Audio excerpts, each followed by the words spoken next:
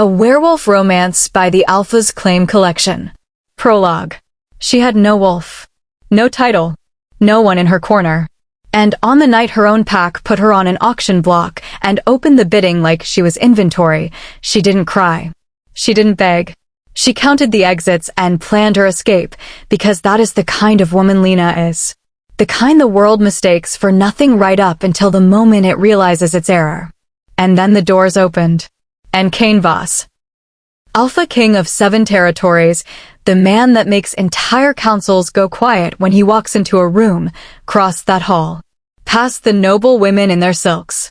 Past the political alliances and the calculated smiles and every person who had come to be chosen. And he stopped. For her. Not because of strategy. Not because of politics. Because something ancient and completely beyond his control had known for 3 years exactly who she was. And he was done pretending otherwise. This is their story. A woman who survived by making herself invisible. A king who never stopped seeing her. A bloodline 300 years buried that was always going to rise. And a love that didn't ask for the right moment, it simply arrived and dared anyone to question it. This is she was auctioned by her own pack, and I promise you, you're not ready.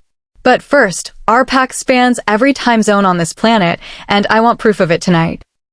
Drop your location and the time in the comments right now. Early morning in Sydney? Midnight in London? Afternoon in New York? Evening in Melbourne? Middle of the night in Toronto? Every single comment is a wolf finding the pack. And this pack, our pack, reaches further than you know. If this story is already calling to you, hit that like button.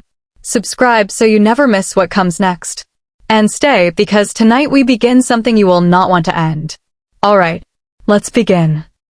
Chapter 1. The Price of Nobody. The bidding started at 10 silver coins. By the time it reached 30, Lena had stopped counting and started planning how to survive whoever bought her. She stood on the raised platform at the center of Ironvale's great hall, torchlight turning the stone walls amber, and made herself look at nothing in particular. Not the faces of the nobles arranged in their velvet seats like birds watching something small and wounded on the ground. Not Marcus, her pack alpha, who stood to the left of the platform with his goblet of wine and his performance of casual indifference that fooled everyone in this room except her. Not the doors, because looking at the doors was the kind of hope that got people hurt, and Lena had learned young that hope without a plan was just pain with better lighting. She looked at the far wall instead. A crack in the stone ran from ceiling to floor, thin as a blade. She had memorized it 3 years ago when she was first brought to this hall to watch the auction and understand, without being told directly, what her future looked like if she stopped being useful. Tonight, she was no longer useful. Stay still, she told herself.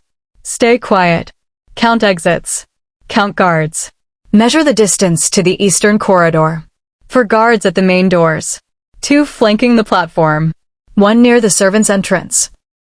Young, distracted, watching the bidding with the particular fascination of someone who had never considered that the person on the platform was thinking at all. 34 silver coins. The man bidding was Lord Arvid, a northern trade merchant with small eyes and large rings on every finger. He had looked at Lena the way men like him always looked at things they intended to acquire, not with desire, exactly, but with the quiet satisfaction of filling a gap in an inventory. She knew what his household was like. She had spoken to a girl who had come through it 2 winters ago. That girl didn't speak much anymore. 35. A new voice from the back of the hall, bored and unhurried, someone raising a bid the way a person swats a fly. Lena didn't look. Looking showed you cared. Caring showed you could be hurt. She had spent 6 years in Ironvale learning to present a surface that offered nothing to press against. The crack in the far wall. Focus on the crack. Don't think about Petra. The old healer had been taken to the lower cells that morning for reasons Marcus had not explained to anyone, which meant the reason was the kind he couldn't afford to speak aloud. Petra was the only person in this fortress who had ever looked at Lena like she was more than an inconvenience the universe had misplaced. Leaving without her was not something Lena's mind would allow her to do, which was a problem, because leaving was supposed to be the plan. 38. The hall shifted. A subtle thing, the particular quality of silence that descends when something interrupts the expected order of events. The kind of silence Lena had learned to pay attention to because it usually meant something was about to go wrong. The great doors opened. She heard it before she saw it, the change in the room's breathing. The way 40 people drew air differently when something entered that commanded it. Conversations cut off mid-word. The auctioneer's voice dried up entirely. Even Lord Arvid with his small eyes and his rings turned in his seat, bid forgotten. Lena looked at the doors. She would tell herself later that she looked only because the silence demanded it. That it was information gathering. That it was survival instinct. She would not let herself examine why. In the moment his eyes found hers across the length of that hall, something inside her chest that had been locked for as long as she could remember turned over like an ember disturbed by wind. Cain Voss stood in the doorway of the Iron Vale Great Hall as if the building had been constructed around him, and he was simply returning to claim it. He was taller than she had expected from the descriptions she'd heard. And she had heard many, because in 7 territories the name Cain Voss was the kind of name people said carefully, the way you step around something dangerous in the dark. Dark hair, dark clothing, the kind of stillness that isn't absence of motion, but absolute mastery of it. A man who had decided long ago exactly how much of himself the world deserved to see, and that amount was precisely enough to make everyone in any given room feel slightly uncertain about their choices. Behind him, his beta riven moved with the quieter efficiency of a blade kept in a sheath. No announcement. No herald. No explanation for why the Alpha King of the Blackridge Dominion had appeared, unannounced and uninvited, at a minor pack's founding celebration in the middle of the season. Marcus had gone the color of old ash. Cain's eyes moved across the room exactly once, the slow, comprehensive scan of a man cataloging threats and dismissing them, and stopped. On her. Not on Marcus. Not on the assembled nobles. Not on the platform, or the auctioneer, or the proceedings he had just walked into. On Lena. She felt it like pressure. Like something with weight pressing against the part of her chest where the locked thing had just turned over. His expression gave nothing, absolute stillness, not cold exactly, but controlled in a way that suggested the warmth existed somewhere beneath layers she hadn't been given access to. Riven leaned close and said something near his ear. Cain didn't respond. Didn't turn. Didn't blink. He walked forward through the parting crowd the way water moves around stone, not forced, simply inevitable, and the auctioneer's voice died entirely in his throat as the Alpha King of 7 territories came to a stop at the foot of the platform. The silence in the hall was absolute. Lena looked down at him from the platform, and for the first time in 6 years of practicing invisibility, she had the unsettling sensation of being completely, comprehensively seen. Chapter 2. What a king buys. He didn't ask the price. He stated a number that made 3 nobles audibly gasp, and the auctioneer's hand shook as he reached for the gavel. But Cain raised one finger, a single, unhurried gesture, and the gavel froze mid-descent. I'm not purchasing the contract, he said. His voice was exactly what she'd expected from the rest of him, low, unhurried, built for rooms that needed to be silenced. I'm dissolving it. Under Dominion law, Article 12. Any wolf offered for binding service within the 7 territories must be presented with the option of freedom before any transaction is finalized. The silence in the hall shifted quality, from stunned to calculating. Iron Vale is not under Dominion jurisdiction, Marcus began, setting down his goblet with careful precision, the performance of a man buying himself seconds to think. Iron Vale signed the Northern Trade Compact 4 years ago. Cain turned to face Marcus for the first time, and something in the quality of that attention made the Pack Alpha stop speaking mid-breath. The compact references Dominion law as binding arbitration framework for any dispute involving Pack members and commerce. What you're conducting here tonight is commerce. A pause, gentle as a blade drawn slowly. Or would you prefer I categorize it differently? The word hung in the air. Everyone in the room understood what the different categorization would mean. The kind that came with formal charges and Dominion enforcers and records that followed a man's name into the next generation. Marcus said nothing. Cain turned back to the platform. He looked up at her, and up close, his eyes were gray, the particular gray of storms before they commit to breaking, and said simply, "You're free. Walk out or stay. Your choice." Lena had rehearsed this moment in the abstract. The possibility of escape, the architecture of what came after, the mechanics of disappearing into a territory that didn't know her face. She had planned for many versions of this night. She had not planned for someone to ask her what she wanted. The question sat inside her chest next to the locked thing that kept turning over, and she looked at Cain Voss, Alpha King, the most feared wolf in 7 territories, who had just publicly dismantled her pack Alpha's operation in 4 sentences without raising his voice, and she asked the one thing that made 30 nobles, 2 guards, and 1 auctioneer stare at her like she had lost her mind. Why? Something moved in his expression. Too fast to name. There and gone like light through water. A lesser man might have deflected, might have offered the comfortable performance of altruism, might have smiled.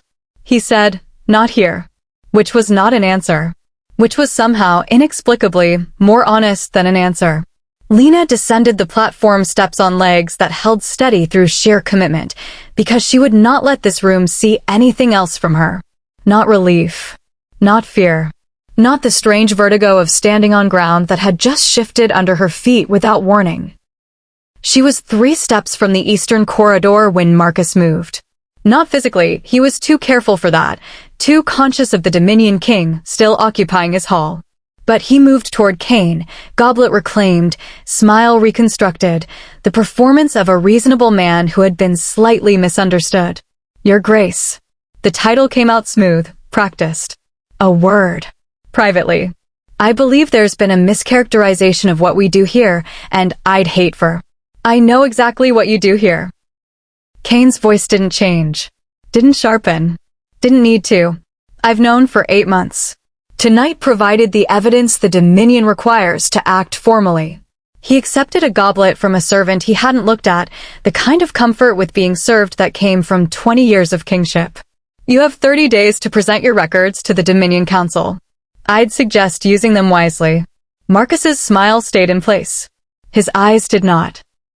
He looked over Cain's shoulder to where Lena stood near the corridor entrance, and in his gaze was the specific calculation of a man who had lost 1 battle and was already identifying the next front. "Of course," he said pleasantly. "We'll cooperate fully." Lena turned into the corridor before Marcus could see what his eyes had just told her, and she walked, steady, measured, unhurried, until stone walls blocked the sight lines from the hall. Then she stopped. She pressed her back to the wall and let herself breathe for exactly 5 seconds. The locked thing in her chest was pressing outward now, and she couldn't tell if it was relief or dread or the beginnings of something she didn't have vocabulary for. "Don't feel that. Whatever that was. You are not safe yet. Petra. The lower cells."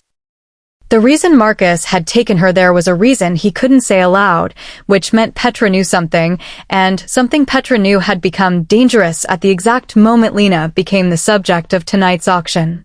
That was not coincidence. Lena had survived 6 years in a hostile pack by understanding that nothing was coincidence. She straightened, measured the corridor. The lower cells were accessible from 2 routes. The main stairway near the guard station, which was impassable, and the old service passage behind the kitchens, which was narrow and smelled like 20 years of mildew and was almost never checked because almost no one remembered it existed. Lena remembered everything. She was already moving when footsteps behind her made her spin, hand going to the small blade she kept in her boot, a habit Marcus had never bothered to correct because he had never bothered to believe she was worth disarming. Riven stopped at a distance that was careful, deliberate. The distance of someone who understood how a cornered person reads approach. "Not a threat," he said. His voice was direct and businesslike in the manner of someone who'd learned that tone was the fastest route to cooperation from someone who didn't trust easily. "He sent me." "To do what?" "You're going to the lower cells." It wasn't a question. The old woman. The healer. He read her expression. Or the absence of one, because she had a good face, she'd been told, for giving nothing away. "We know." He anticipated it. Lena studied him. Why would he anticipate it? Because he's been watching this fortress for 8 months. Riven said it the way someone states whether factual, unembellished. He knows who matters to you. He knows the lower cells. He knows Marcus took the healer this morning and why. A pause. He also knows you're more likely to accept help if it's practical rather than sentimental, so I'll skip the sentiment and say, there are 4 guards between you and her. Alone, you make it past 2 before the alarm sounds. With me, we get her out clean. Lena was quiet for a moment. She hated that he was right about the guards. She hated more that whoever had briefed him had understood her accurately enough to know how to offer help in the exact form she could accept it. If this is a different kind of trap, she said, it's a very elaborate one. Everything worth doing is elaborate. Riven moved toward the service passage without waiting, confident but not commanding, the body language of someone extending an invitation rather than issuing an order. Coming. She followed. Because Petra was in that cell, and the mathematics of the guards was the mathematics of the guards, and she was practical before she was proud. She told herself that was the only reason. She almost believed it. Chapter 3. The Wolf That Shouldn't Exist. The dungeon smelled like damp stone and old fear. Lena had been here before, always as the one being brought down, never as the one coming to bring someone out, and her body remembered the route with the specific muscle memory of experiences it would have preferred to forget. The service passage opened behind a false panel near the storage room. From there, the lower corridor stretched left, lit by torches spaced too far apart, creating long pools of shadow between islands of guttering orange light. Riven moved with a quietness that Lena recognized as trained. Deliberate. The kind of silence that didn't come from being cautious, but from having learned long ago how not to exist loudly in spaces that punished it. She understood that kind of learning. The first guard they encountered was already unconscious, slumped against the wall with the tidy efficiency of someone who had been rendered so by a person who'd done it before and felt nothing about doing it again. Lena looked at the guard's positioned naturally, like sleeping, unlikely to raise alarm at a glance, and revised her assessment of Riven upward. Second one's around the corner, he said quietly. Yours, if you want it. She did want it. She needed to be doing something with her hands, and the cold arithmetic of forward motion was simpler than the alternatives happening in her head. The second guard didn't see her until he already had. She moved low and fast from the left, hitting the pressure point below the jaw that Petra had shown her when she was 15. Knowledge is the weapon they can't confiscate, child, and eased him down against the wall in a single motion. East cell, Riven said. Third door. She was already moving. The lock was old iron, the kind that required persuading rather than forcing. Lena used the pin she kept in the lining of her sleeve, another habit, another thing nobody had bothered to confiscate, and had it open in 4 breaths. The cell was small and cold and smelled of old straw and the sharp medicinal scent of whatever herbs Petra had apparently managed to bring with her. Because Petra was Petra, and she had probably slipped remedies into her pockets on the way down on the reasonable basis that she might need them regardless of where she ended up. The old woman was in the corner. Alive. Bruised along the left temple in a way that made Lena's jaw tighten, but breathing steadily, her eyes already open and finding Lena's face with the focused attention of someone who had been waiting and calculating rather than simply suffering. Took you longer than I expected, Petra said. Her voice was rough but present. I thought you'd be here an hour ago. I had a complicated evening. Lena crossed the cell and crouched beside her, running practiced hands along her aunt's collarbone, her ribs, checking with the brisk efficiency that Petra herself had taught her. Can you walk? I could walk before you were born, girl. But she accepted Lena's arm when she stood, which told the actual truth more clearly than the words did. Is there someone else? Outside. He helped. Petra's eyes moved to the doorway where Riven stood keeping watch, and something shifted in the old woman's expression, a rapid, layered assessment that processed more information than the situation seemed to call for. Blackridge, Petra said. Not a question. His beta, Lena said. Cain Voss came tonight. He dissolved the contract. She heard herself say it, and it still sounded improbable. He's in the hall. The shift in Petra's expression was harder to read this time. Something complicated. The kind of emotion that had other emotions layered underneath it. "We need to move," Lena said. "Are you?" He triggered it, didn't he? Petra's grip on Lena's arm tightened.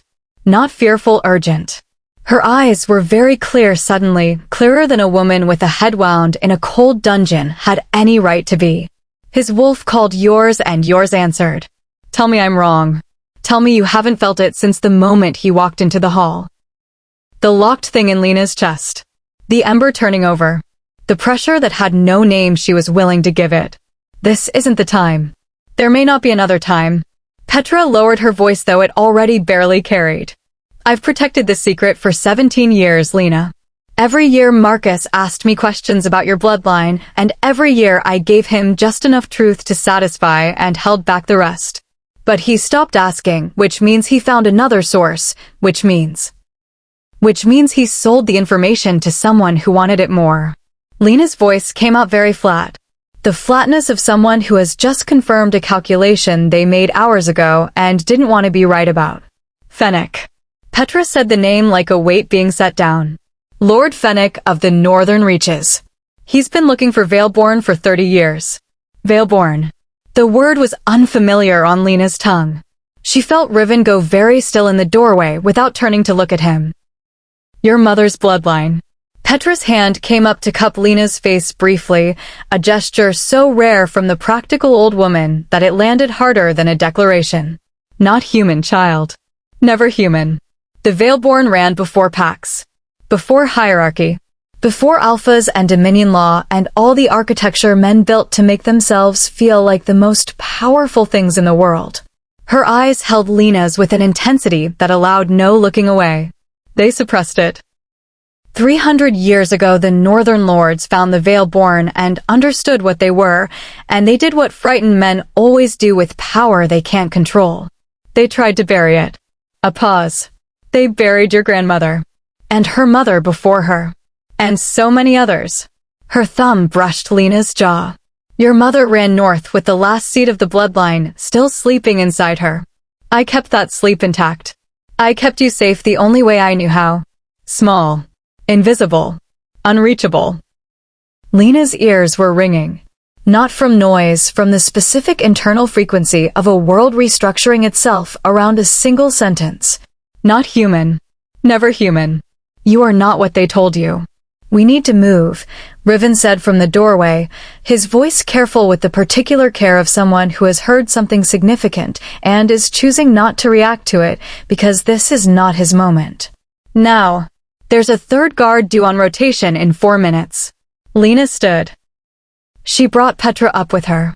Her hands were steady. She made sure of that, as she made sure of most things, and she turned toward the door with the forward momentum of a person who will process everything later in the privacy of somewhere else.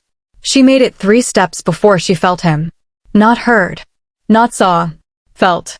The pressure from the hall, the ember, the locked thing. All of it surged forward with an intensity that stopped her breath, and she knew without question or logic or any mechanism she could explain that he was close. That he had followed because of course he had. That the pull she'd been trying not to name since the moment his eyes found hers across the great hall was not one-directional and never had been. She looked at the dungeon entrance. Cain Voss stood there. He must have come through the same passage or found another, it didn't matter. What mattered was the expression on his face. The expression she had told herself he didn't have, that his stillness was coldness, that the control was distance. It was not distance. His eyes were gold. Fully shifted, the wolf behind them bright and present in a way that stripped the careful composure back to something rawer underneath. His gaze moved from Lena to Petra to Lena again, and she saw it, the calculation giving way to something else. Something that looked, on the face of a man who probably hadn't shown it in years, like relief. They stared at each other across the cold dark of the dungeon corridor. Petra made a sound beside her. Not pain. Something more like recognition, the particular exhale of someone watching a thing they predicted finally arrive. "Your Majesty." Petra's voice was dry with a humor that had survived the cell intact. "You have impeccably terrible timing." Cain looked at the old healer. Something moved in his expression, a question he wasn't yet asking. She heard everything Lena said. Her voice came out steady. She was enormously grateful for that. She knows what I am. I suspected what you were before tonight. He said it simply. No performance around it. My wolf has been pulling toward you for 3 years without my understanding why. His eyes returned to her, direct and still, the gray settling back over the gold as his control reasserted.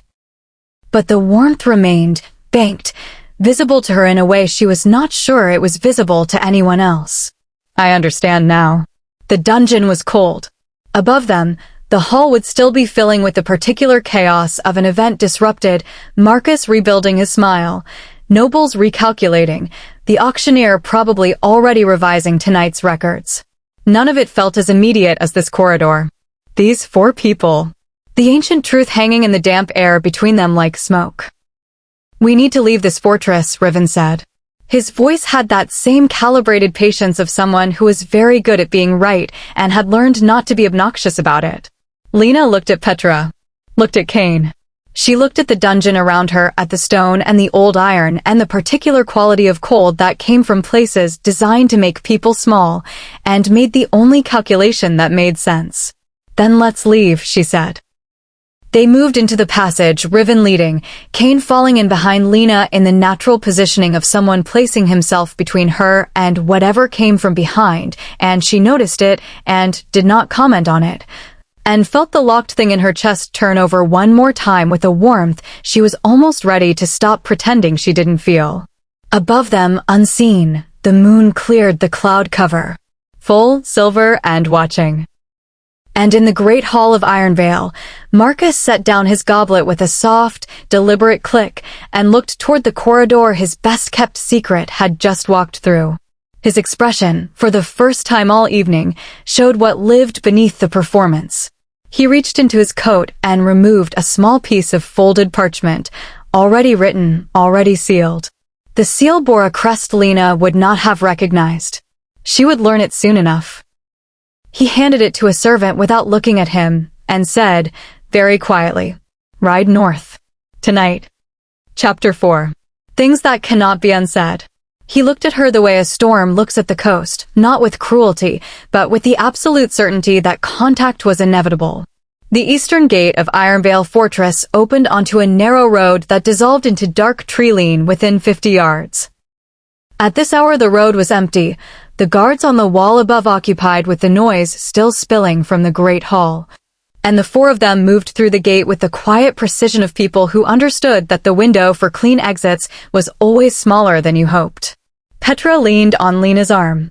Her breathing was steady, but her weight was real, and Lena kept her pace calibrated to the old woman's without making it obvious she was doing so.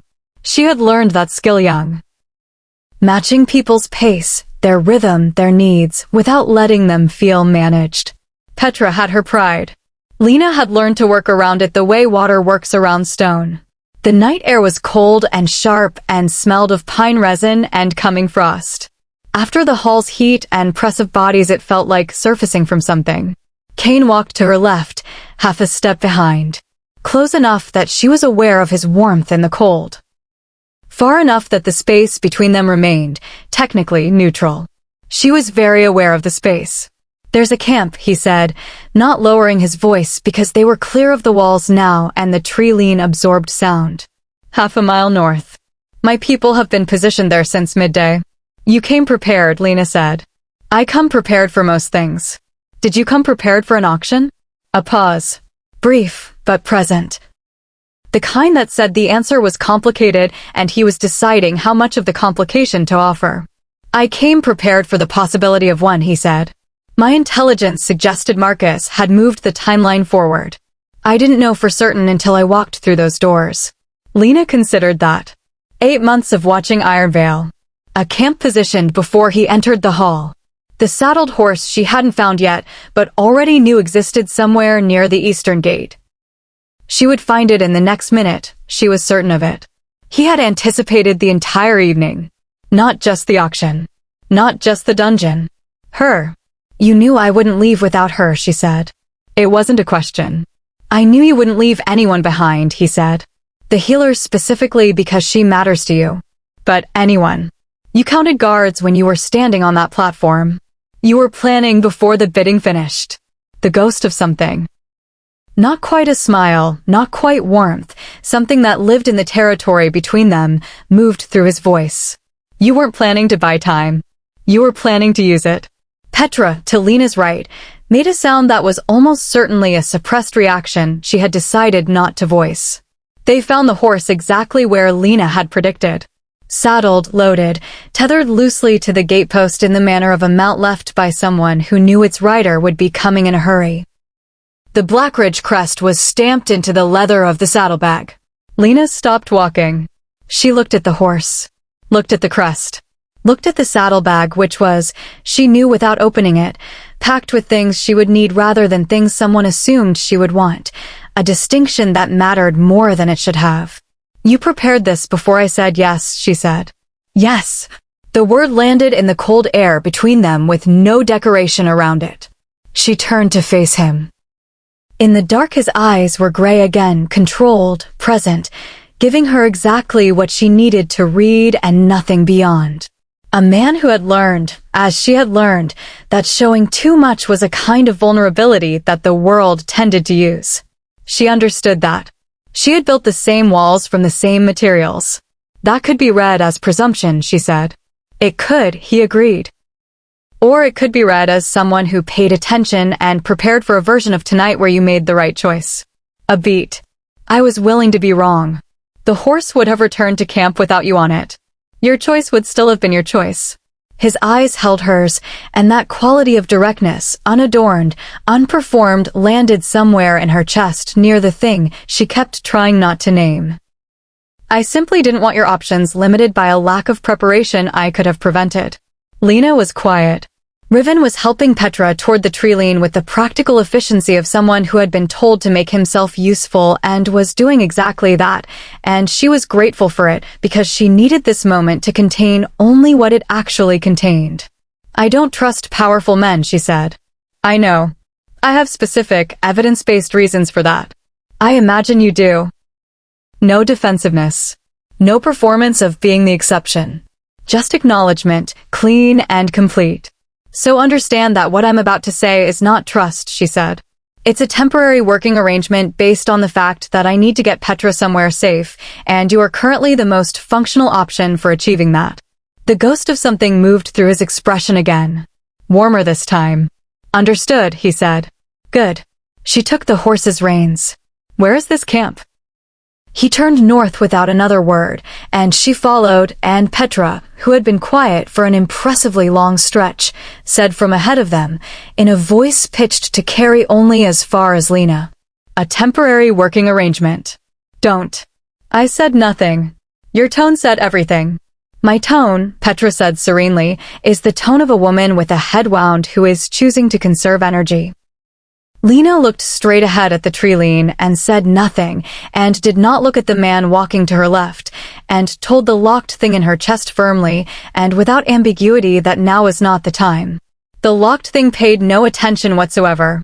They were 20 minutes into the tree lean when Marcus's trackers made themselves known. Not to Lena, she felt them before she heard them, a prickling along the back of her neck that she had learned over years was not anxiety but information. The particular quality of attention that a forest takes on when predators move through it wrong, birds going quiet in the wrong pattern, the small adjustments of undergrowth that meant weight was being placed carefully rather than naturally. She touched Cain's arm without thinking. He stopped immediately. His eyes went to her face. She tilted her head left. 3 o'clock from their current bearing. Moving parallel. He understood. She saw it happen. The information received, processed, and acted on in a single fluid motion as he signaled Riven with 2 fingers. Riven moved Petra behind a broad oak without a word exchanged. 3 trackers emerged from the left tree lean, pack wolves, Marcus's inner circle, moving with the confidence of men who believed the numbers were in their favor. The lead one was the scarred guard from the training yard whose bid Lena had heard near the end before Cain arrived. He smiled when he saw her, and it was the smile of someone who had been told he could retrieve a thing, not someone who expected the thing to have opinions about being retrieved. Alpha Marcus requests Lady Lena's return, he said. The title was a mockery. She had never been called Lady anything inside Ironvale. Lady Lena is under Dominion protection. Cain's voice was exactly the same as it had been in the hall, unhurried, low, built for rooms that needed silencing. The forest, it turned out, was also a room of sorts. Interfering with that protection is a Dominion offense. You have one opportunity to turn back. The scarred guard looked at Cain, looked at Riven. Did the mathematics. There's 3 of us, he said. Yes, Cain agreed. There are. The scarred guard's mathematics, Lena recognized, had not included the possibility that the Alpha King of 7 territories was someone the numbers applied to. Most people made that mistake once. What followed was brief and absolute. Cain moved with the economy of someone for whom fighting was not a demonstration of capability, but a task to be completed efficiently. Riven was faster than he looked. The third tracker, who had the advantage of seeing what happened to the first 2 before he committed, turned and ran and was allowed to because letting one return with a report was sometimes more useful than silencing all 3. Lena had not been idle. The scarred guard had made this secondary error of dismissing her as a non-combatant, which was an error she was accustomed to people making and accustomed to correcting. She corrected it with the blade from her boot and a speed that came from 6 years of training in the margins, before dawn, after dark, in every space Ironvale's schedule left unguarded. Because she had known since she was 16 that the day would come when her survival would depend entirely on herself. The scarred guard went down. She stepped back. The forest settled. Cain looked at her over the down man with an expression that, for the first time since the hall, lost the last layer of its careful neutrality. What replaced it was direct and unguarded and lasted only a second before control reasserted, but she caught it. She was good at catching the things people flashed for a second and then took back. It looked, on the face of the Alpha King of the Blackridge Dominion, remarkably like awe. Temporary working arrangement, he said. She sheathed her blade. Don't push it. Petra's voice came from behind the oak, perfectly composed. Are we moving? My knees are not improved by cold ground. They moved. Behind them, in the direction of the one who had run, Lena heard nothing, which was correct, which meant the message was traveling north already, which meant the timeline had just shortened in ways she didn't yet have all the information to calculate. She filed it. She would think about it later. Right now there was a camp half a mile north and Petra needed a healer, and she needed 4 walls that weren't Ironvale's. Everything else could wait. Almost everything. Chapter 5. Blackridge. She had imagined the Alpha King's fortress as something cold and brutal. She hadn't imagined the roses. They arrived at Blackridge 3 days after leaving Ironvale, traveling a route that Riven had clearly mapped with the kind of care that built in redundancies, 2 alternate paths for every primary one, rest stops that were never obvious, a supply cache at the midpoint that had been positioned there before any of them knew they would need it. The journey itself was unremarkable in the specific way that things are unremarkable when the people responsible for them are very good at what they do. Petra slept in the wagon Cain's camp had provided. Lena did not sleep. She watched the road and the trees and the quality of dark between them and told herself it was vigilance. Cain rode beside her in the way he seemed to exist in general. Present, unhurried, generating a field of quiet that she found herself reluctant to disrupt even when the silence stretched long enough to feel like something other than absence. They spoke. Not continuously, in the dispersed, unhurried way of people who have time and have not yet decided how much of it to fill with performance. He told her about the territories. She asked questions that were practical, and he answered them directly, without the particular condescension that powerful men tended to bring to conversations with people they considered less informed. He told her once, without being asked, that the Dominion's northern borders had been unstable for 2 years. That 3 packs had petitioned for protection and been denied it by the Northern Council. That Lord Fennec had been the primary voice against those petitions. She turned this information over in her mind and held it next to what Petra had told her in the dungeon, and the shape they made together was not a comfortable one. She did not say this aloud. She filed it instead, in the place she kept things she needed to think about alone, and looked at the road ahead, and tried not to be aware of how close he was riding. She was mostly unsuccessful. Blackridge announced itself first as a smell. With smoke, warm bread, the clean mineral scent of running water from the river that ran along the fortress's eastern edge, and then a sound.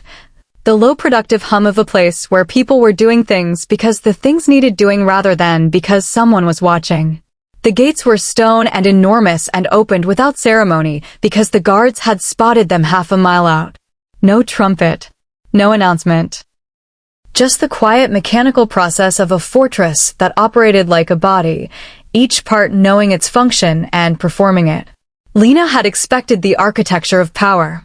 The aggressive geometry that told you at every angle that the person who built this was important and you were not. She had grown up inside Ironvale's deliberate intimidations. The ceilings too high, the corridors too wide, the torches positioned to illuminate the center of rooms and keep the edges in shadow so that people like her always stood in dark. Blackridge was different. The walls were high, they needed to be, functionally, but inside them the proportions were human. The training yards were busy with wolves who drilled with the focused attention of people invested in their own improvement. Servants moved with the particular ease of people who were not afraid of the sound of approaching footsteps. The kitchens, visible through an open archway, smelled extraordinary in the completely unpretentious way of food made for people who were going to eat it rather than food arranged to impress people who were going to look at it. And the roses. Along the inner wall of the main courtyard, climbing the stone in the organized way of things that had been planted with intention and tended with consistency, deep red, persistent even into the cold of approaching winter. The last of the season clinging to the trellis with the stubbornness of things that had decided not to be finished yet. Lena stopped walking. She didn't mean to. Her feet simply paused, and she stood in the middle of the Blackridge courtyard looking at roses that had no strategic purpose whatsoever, and felt something shift in the architecture of what she decided about this place before she arrived. "My mother planted them," Cain said beside her. She turned. He was looking at the roses too, with an expression that had none of the careful control of the last 3 days. Not grief exactly, but the particular softness of someone allowing themselves a private feeling in a moment they'd judged safe enough to permit it. She catalogued it. She did not ask. It was not information she had earned yet. "They shouldn't survive this far north," he said. She grafted them to cold-resistant root stock herself. Spent 3 winters getting the balance right. A pause. She said anything worth keeping was worth adapting to survive. Lena looked back at the roses. She thought about 17 years of a bloodline kept sleeping so it would be safe. About a woman who ran north and buried the most important thing about herself in the hope that her daughter would survive the burial. She thought about all the things that adapt in order to last. "She sounds like someone who understood the math of persistence," she said. She felt him look at her. Didn't meet it immediately. "Yes," he said, and the word was soft in a way the word alone didn't earn, the softness belonging to something underneath it. She did. Petra was taken to the healers within minutes of their arrival, Blackridge's senior healer meeting them in the courtyard with the focused efficiency of someone who had been briefed on the situation and had no interest in ceremony when there was work to do. Lena watched Petra disappear through the infirmary doors and felt the first thing close to relief she had permitted herself since the auction. Then Cain was beside her saying come in the tone he used for things that were invitations arranged to sound like statements. And she followed him through corridors that smelled of beeswax and timber and the accumulated warmth of a place that had been lived in rather than occupied. He showed her the fortress without flourish. The council room, the archives, the training yards. He answered her questions before she finished asking them, not because he was performing omniscience, but because he was paying attention, which was a different thing entirely and considerably more unsettling. She asked about the territorial boundaries. He showed her the maps and explained the disputes without simplifying them for her benefit. She asked about the 3 packs who had petitioned for protection. His jaw tightened slightly. The first involuntary thing she had observed from him, and he explained the Northern Council's structure and Fennec's influence inside it. She asked about the Veilborn. He was quiet for long enough that she thought he wouldn't answer.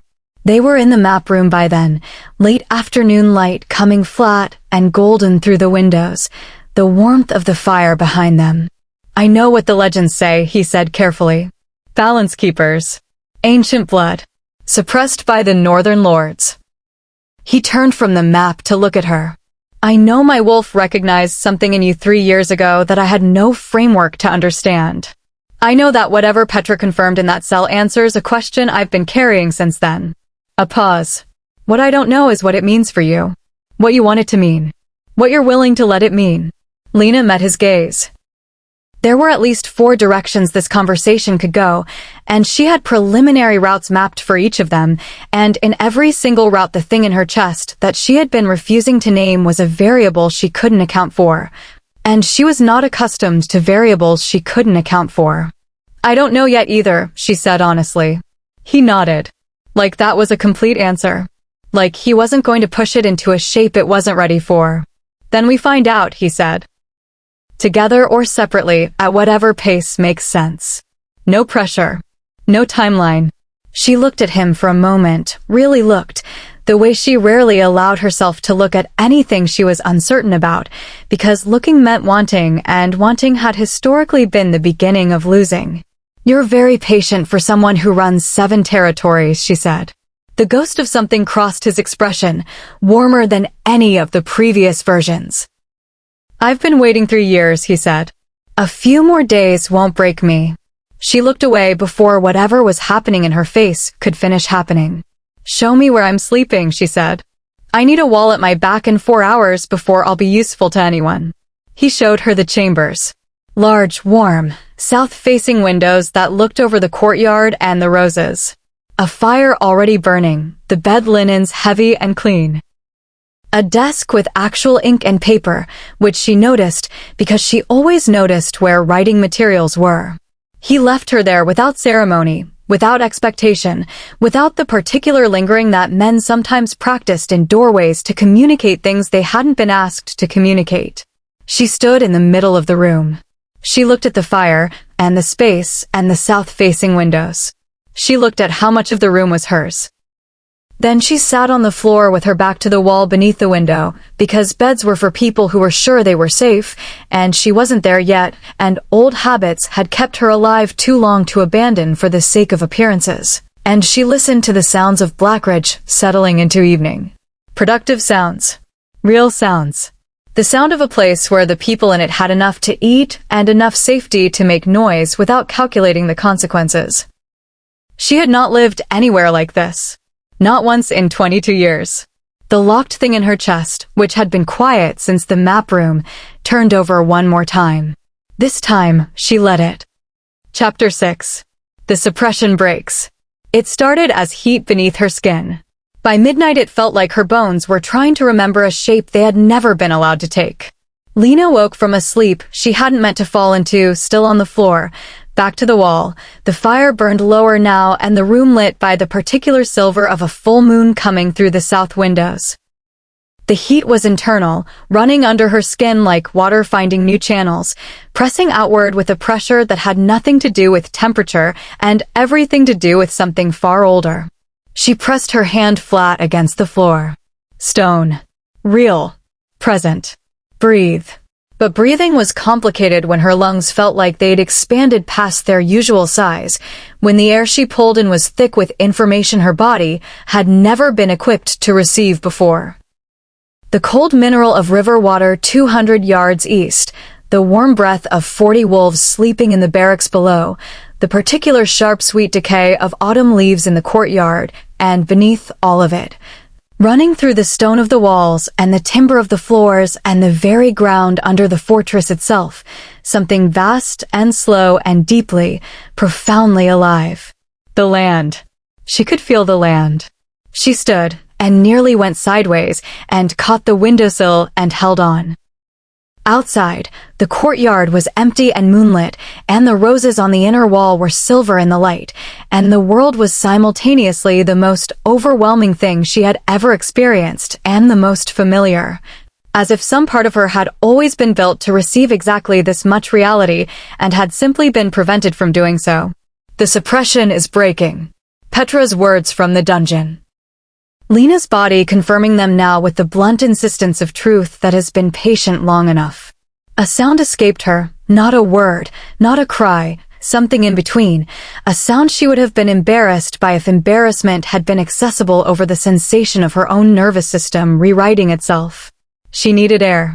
She needed the floor to stay where it was. She needed. The knock at the door was soft. 2 beats, not urgent. She knew before she answered. She knew in the space below rational thought, in the place the locked thing lived, the place that had been responding to him since the moment he walked into the hall. "Come in," she said. Her voice came out steady. She was proud of that. Cain opened the door. He was in informal clothes, dark, simple, the collar open. And his hair was loose around his face, and he looked like someone who had been awake and not sleeping in the way of people whose wolves don't settle when something they're attuned to is in distress. His eyes moved to her immediately, at the windowsill, the way she was holding it. "I felt you wake." His voice was rough at the edges. Sleep-adjacent, wolf clothes, the careful control worn thinner at this hour. "My wolf knew before I was fully conscious." Lena wanted to say something practical. Something that established the situation on grounds she could manage. What came out was, "What is happening to me?" The words broke at the end. Not in grief, in the specific fracture of someone who has maintained perfect composure for years and has encountered, at last, something too large for composure to cover. Cain crossed the room. Not fast, deliberately, giving her every opportunity to read his approach. He stopped 2 feet away. Close enough that she could feel his warmth, smell pine and wood smoke, and beneath that the particular scent that had been pulling at her since the auction hall, the one she hadn't let herself identify because naming it would have made it real. "Your wolf," he said. "She's waking up." Finally. The relief that moved through Lena at that sentence was irrational and total. Not because the information was comforting, it was terrifying. But because he said finally with the sureness of someone who had never doubted it would happen. As if her wolf's existence was never a question. Only the timing. "She's been suppressed her whole life," Lena said. "What if I? She's yours." Firm. Direct. Not a reassurance designed to manage her, but a fact being stated. However she comes in, whatever she looks like, whatever she feels like, she is yours. She has been waiting for this as long as you have. Lena's knees failed her. Not dramatically, she didn't fall so much as begin to descend, and Cain caught her, his hands at her arms first, and then one at her back, steadying, not lifting, not taking her weight away from herself, but providing something solid to orient against. She gripped his forearms and felt the warmth of him through the fabric, and the sensation that had been building for days surged forward with the force of something that had run out of patience. "Don't fight it," he said, very close now, his voice dropping to the register that her wolf, she was already thinking of it as hers, responded to like a tuning fork responding to the right note. "Let it come. I'm here." She had not let anyone say "I'm here" to her in years. The words themselves were a different kind of breaking open. She closed her eyes. She stopped fighting. The heat became a wave, and the wave became a current, and the current became something that moved from the center of her outward with the velocity of a truth too large to contain anymore. Her bones remembered. Her muscles remembered. The shape that had been sleeping inside her since birth rose toward the surface, with the absolute certainty of something that had always existed and was simply now allowed. Pain. Real and deep and temporary. The pain of restructuring, of a body fulfilling its actual design, moved through her in waves that crested and receded and crested again. And then the world opened. Her senses didn't expand. They arrived. The difference was enormous. Not more of the same information, but a completely different quality of experiencing the world, layered and rich and alive with things she had never been equipped to receive. She could hear Petra's heartbeat 2 floors below, strong and steadying. She could smell the history of the stone around her, centuries of lives and weather and the long, slow labor of the land. She could feel the fortress as if it had a pulse, and beneath the fortress the ground, and beneath the ground something older that hummed with slow recognition. And in the middle of all of it, in the center of the roaring, magnificent, overwhelming totality of finally, she found her wolf. Not separate. Not foreign. Not the frightening other thing she had braced herself to encounter. Herself. More fully herself than she had ever been. Ancient and knowing and unutterably glad to finally be found. "We are whole now," something said inside her that was her own voice and older than her own voice simultaneously. "We are finally whole." She opened her eyes. Golden. She knew they were golden without seeing them. She could feel the shift, the wolf present behind her vision, looking through her eyes at a world that was incomprehensibly more than it had been. Cain was kneeling in front of her. Both of them on the floor now, her hands on his forearms and his hands at her face, steady, grounding. His own eyes were gold, his wolf forward, present, responding to hers the way a flame responds to oxygen. He was looking at her like she was something he had waited a very long time to see. "There you are," he said, barely above a whisper. Rough with an emotion he wasn't trying to contain. Lena's wolf moved forward and touched her nose to his jaw. The gesture came from somewhere below decision. Ancient, instinctive, intimate in the way of things that predate language. A greeting. A recognition. "You. I know you."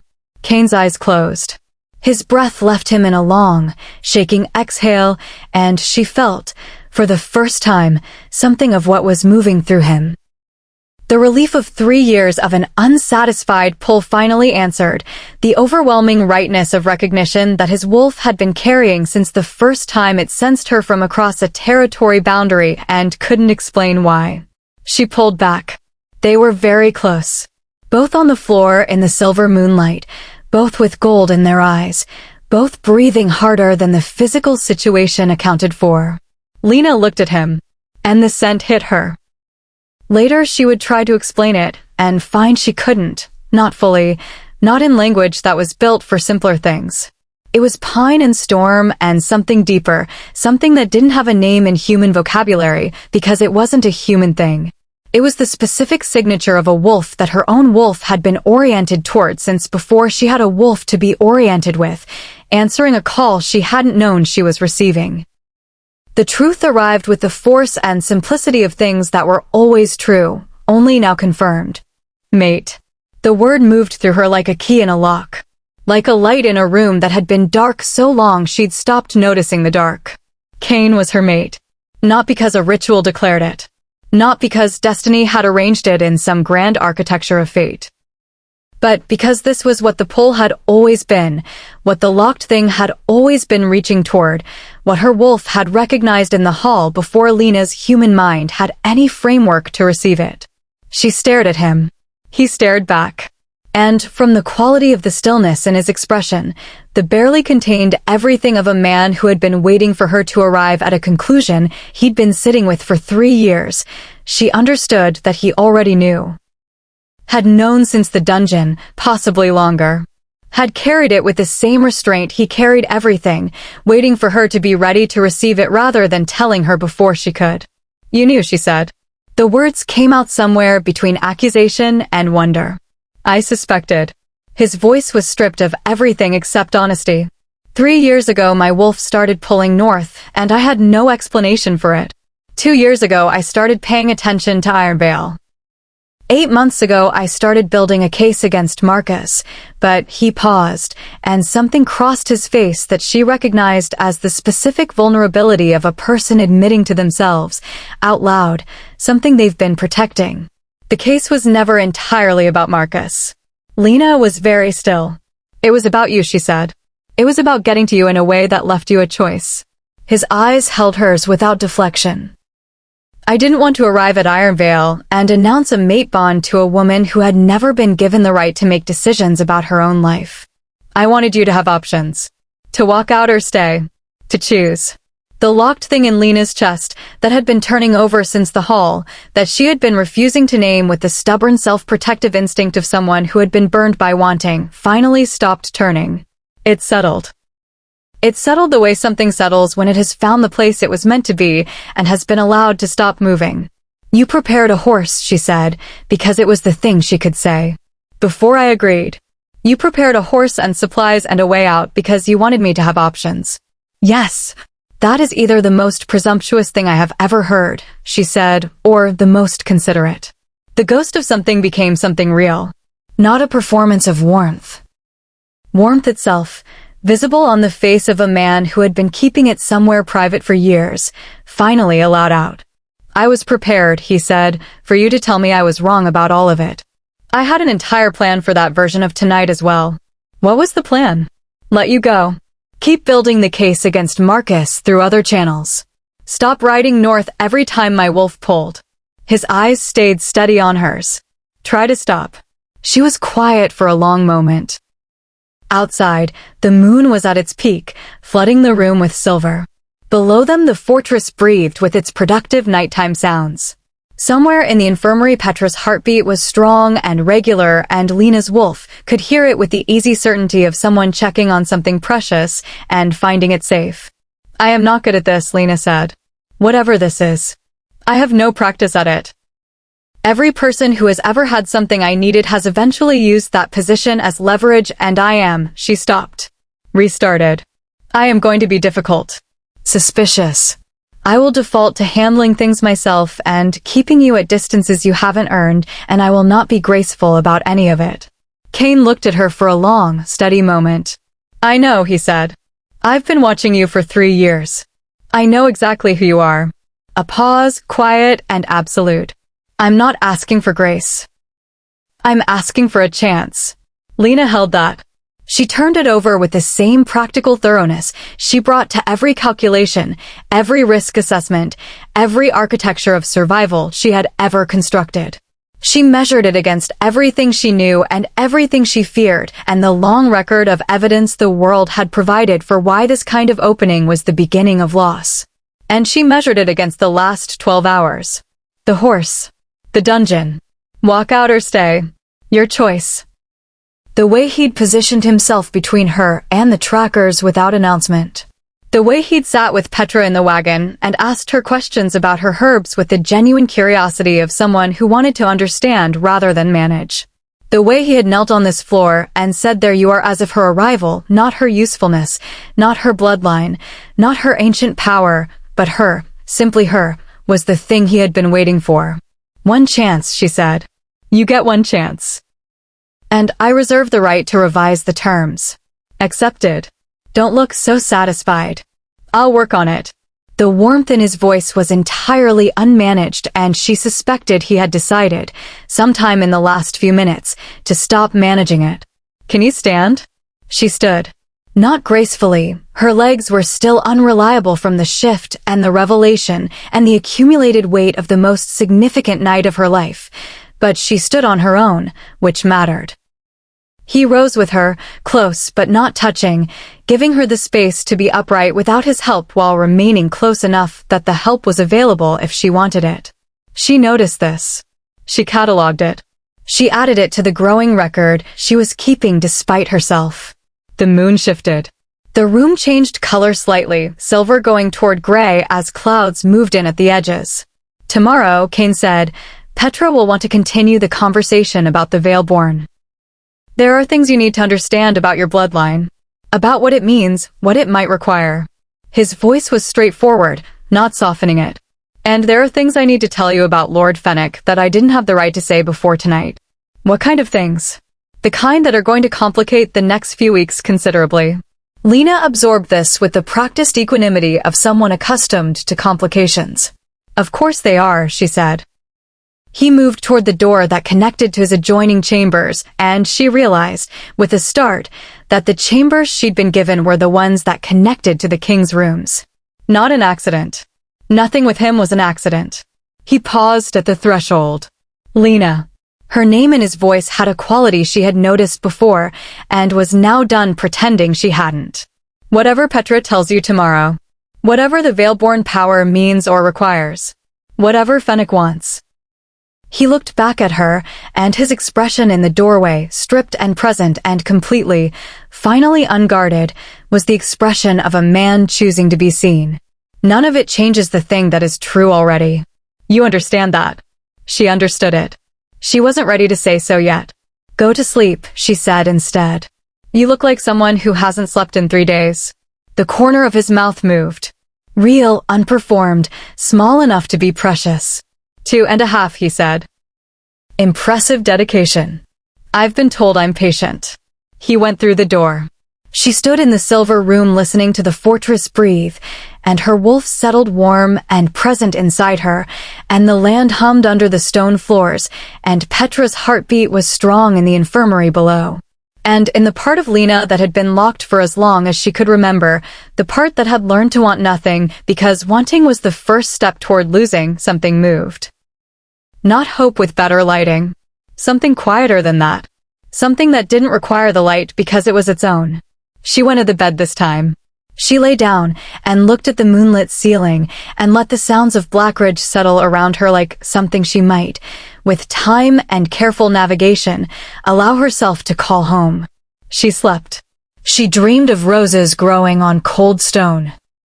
And of the particular, patient work of adapting something precious until it could survive the weather it was given.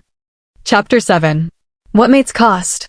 Morning arrived with the particular cruelty of clarity, the kind that makes the night before impossible to pretend away. Lena woke to unfamiliar ceiling beams and the sound of Blackridge assembling itself into a working day, and lay still for exactly 30 seconds cataloging the previous night's events with the methodical thoroughness of someone who needed to understand what she had agreed to before she faced the person she had agreed to it with. Her wolf was awake. That was the first thing, not a sensation exactly, more a presence, warm and settled in the place that had been locked and empty her entire life. She tested it the way you test a healed wound, pressing gently to find the edges. Her wolf pressed back, curious and unhurried, entirely unbothered by the enormity of what she was. We are fine, her wolf communicated without words. We have always been fine. We were simply waiting. Easy for you to say, Lena murmured at the ceiling. She rose.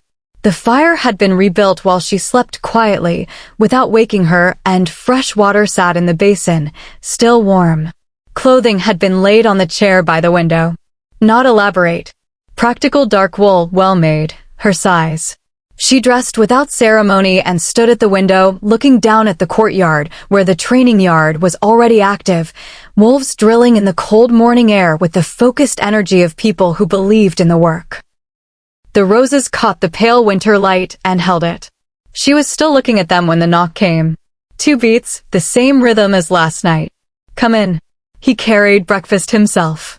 Not a servant, not a tray delivered by someone else. Cain Voss, Alpha King of the Blackridge Dominion, shouldered open her chamber door with a tray balanced in both hands that held enough food for 2 people and a pot of something that smelled like tea made by someone who knew what they were doing. He set it on the table by the fire without ceremony. Sit, he said, in the tone that was an invitation arranged to sound like a statement.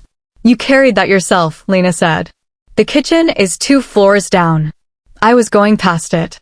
You run 7 territories. And yet I can still navigate a staircase. He settled into the chair across from the one he was clearly intending for her, and poured tea into both cups with the ease of someone who had done domestic things long enough that they had stopped feeling diminished by them. Sit, Lena. She sat. The food was real, bread that was still warm, soft cheese, dried fruit that had been reconstituted with honey into something considerably better than its origins. She ate without pretending she wasn't hungry, which was itself a small thing and not small at all, because she had spent years eating carefully around people who would have used hunger as information. He didn't watch her eat. He looked at his own cup, or at the fire, or occasionally out the window, giving her the privacy of appetite without making the privacy theatrical. She noticed this. She added it to the record. Petra is better, he said. Ilara, my senior healer, says the head wound was superficial, the deeper issue was exhaustion and cold. She'll need a week before she's fully herself. She'll hate that. She already does. She spent the first hour this morning telling Alara what she should be doing differently. A sound escaped Lena that was almost a laugh. The surprise of it, the involuntary quality, the way it arrived before she'd authorized it, made her look down at her cup. She'll like you, Lena said. Eventually. When she decides, you've earned it. And before she decides, she'll be aggressively informative about everything you're doing wrong. I look forward to it. He said it without irony, which meant he meant it, which meant he understood that Petra's critical attention was a form of investment rather than rejection, and knowing that required a specific kind of intelligence about people that couldn't be performed. Lena turned her cup in both hands and looked at the fire and said the thing she had decided to say before he arrived, the thing that had taken 30 seconds of ceiling staring and 1 cup of good tea to formulate. Last night I said I would be difficult, she said. I want to be specific about what that means so there's no confusion later. He waited. No impatience. I will assume the worst-case interpretation of unclear situations until evidence makes the better interpretation unavoidable, she said. I will not ask for help with things I've decided I can do myself even if doing them myself is slower and harder, because asking for help requires a trust baseline that I am going to need time to build. I will not tell you what I am feeling until I have understood it myself, and sometimes I will not understand it for a long time. She looked up at him. I know these are not ideal qualities in a mate. Cain looked at her steadily across the breakfast table. In the 6 years you spent in Irevale, he said, carefully, how many of those qualities kept you alive? She was quiet. All of them, she said. Then they're not flaws to be corrected. They're survival tools that haven't yet been told they can retire. He set down his cup. I'm not asking you to be different. I'm asking you to be here. The rest is time. Lena held that. You're doing it again, she said. What? Saying the right thing. I'm saying the honest thing. They're not always the same. His eyes stayed on hers, calm and present. When I'm saying the wrong thing, I expect you to tell me. Directly. I don't do well with things left unsaid, and I'm told I can be rigid in my assumptions when I don't have enough information. Who told you that? Riven. Repeatedly. With visual aids. This time the sound that escaped her was definitively a laugh. Small, startled, genuine. His expression shifted into something that was, unmistakably, satisfaction.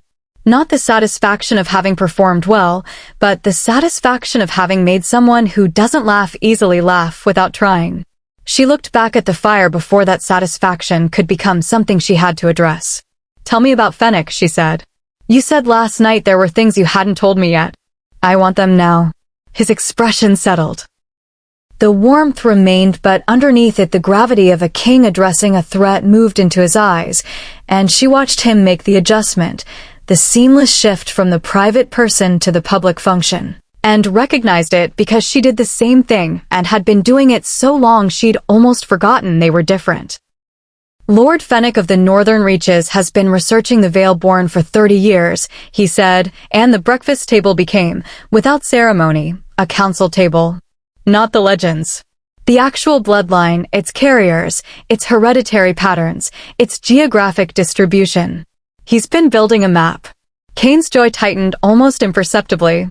Over the past decade, every half-blood wolf carrying suppressed bloodlines in territories bordering the Northern Reaches has either disappeared or died. Officially, illness, accidents, conflict. Unofficially, he's been eliminating them, Lena said. Systematically. The way you'd clear a field before planting something new. His eyes were steady on hers, letting her take the information at her own pace, not softening it. 3 carriers have disappeared in the past month alone.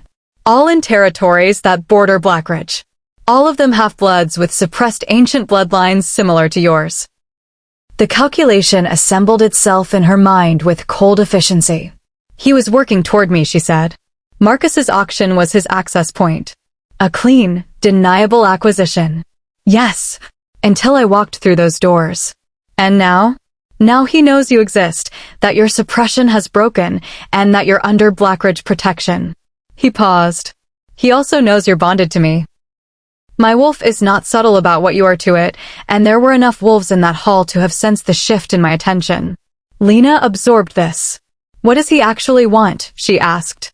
Not eliminate. He could have done that years ago if that was the goal. He's been hunting Veilborn, not killing them all. What is he building toward? Cain looked at her with the expression of someone who has arrived at the part of the information they find most disturbing. The Veilborn power can be transferred, he said. Not naturally.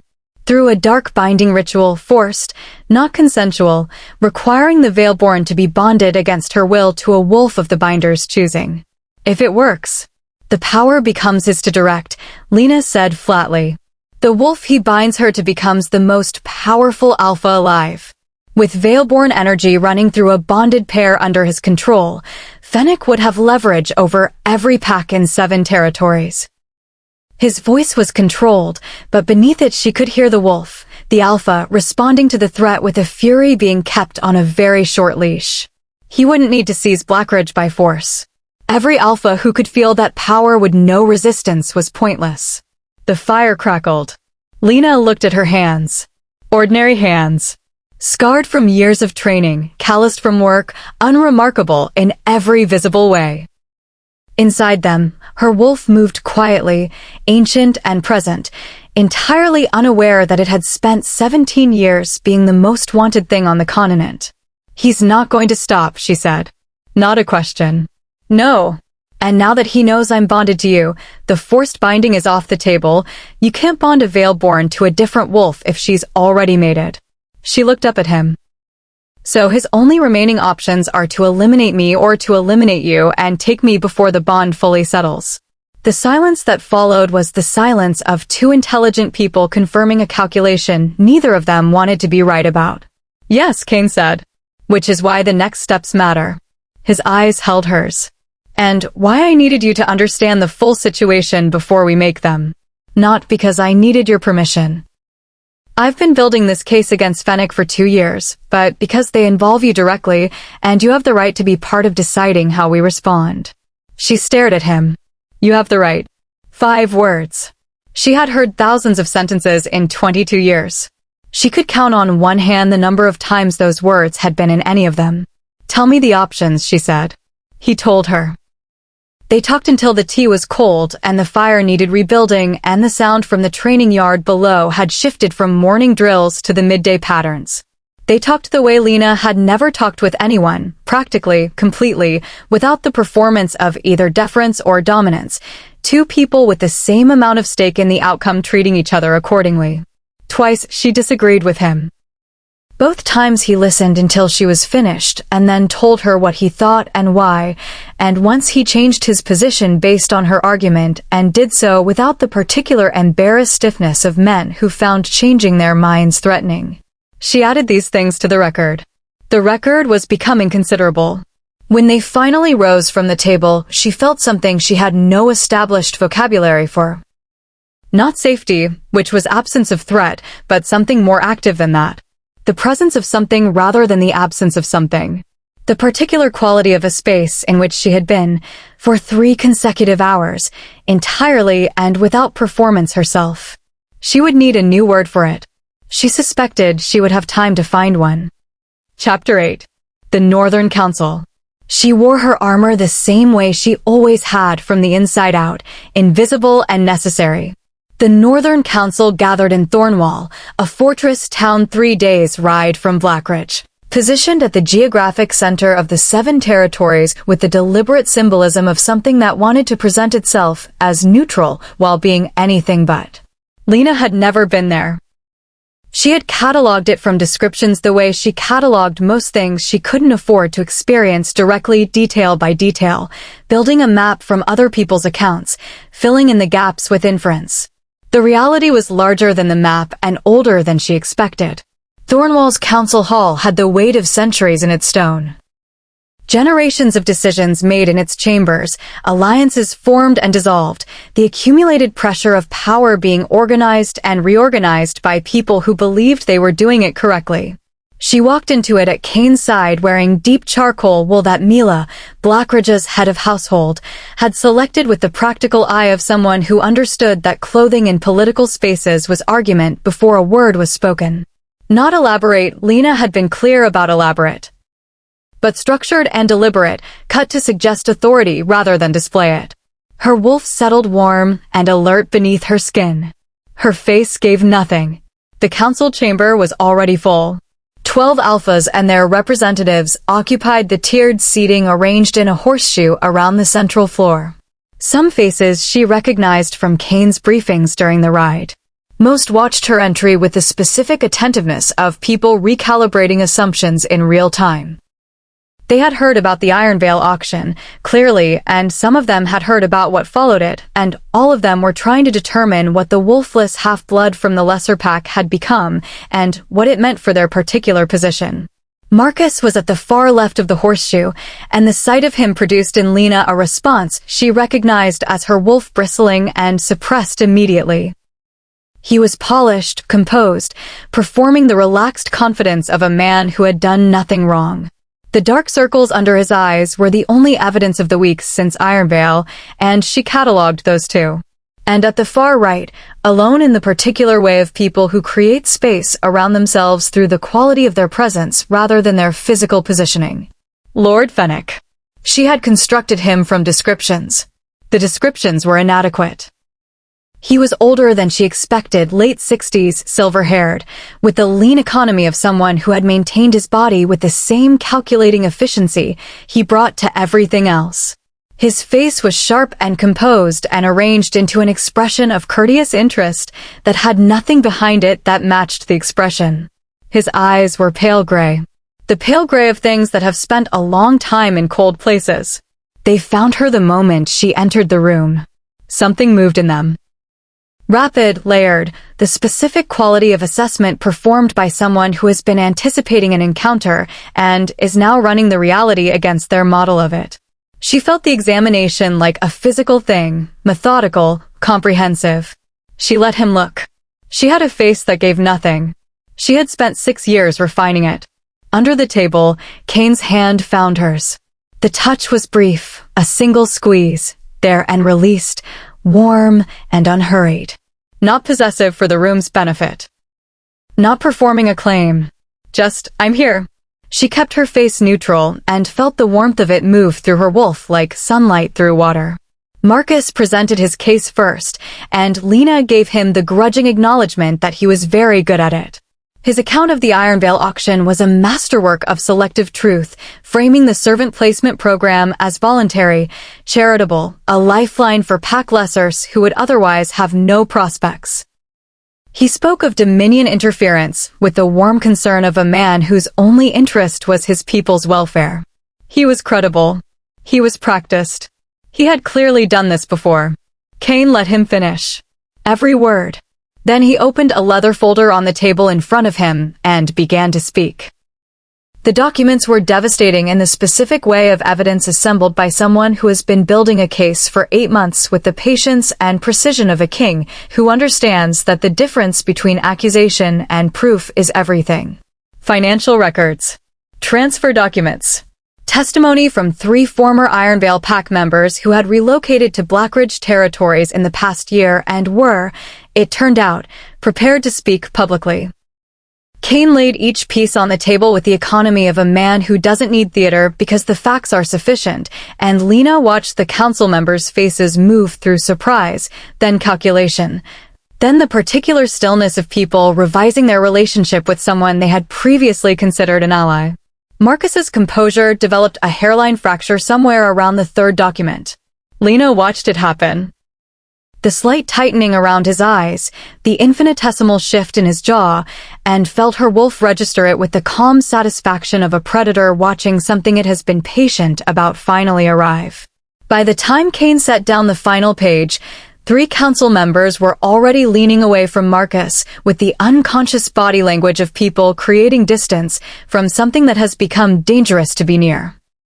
The Dominion requests formal inquiry into Iron Veil's practices, Cain said, and interim suspension of Marcus Vale's council seat pending the outcome.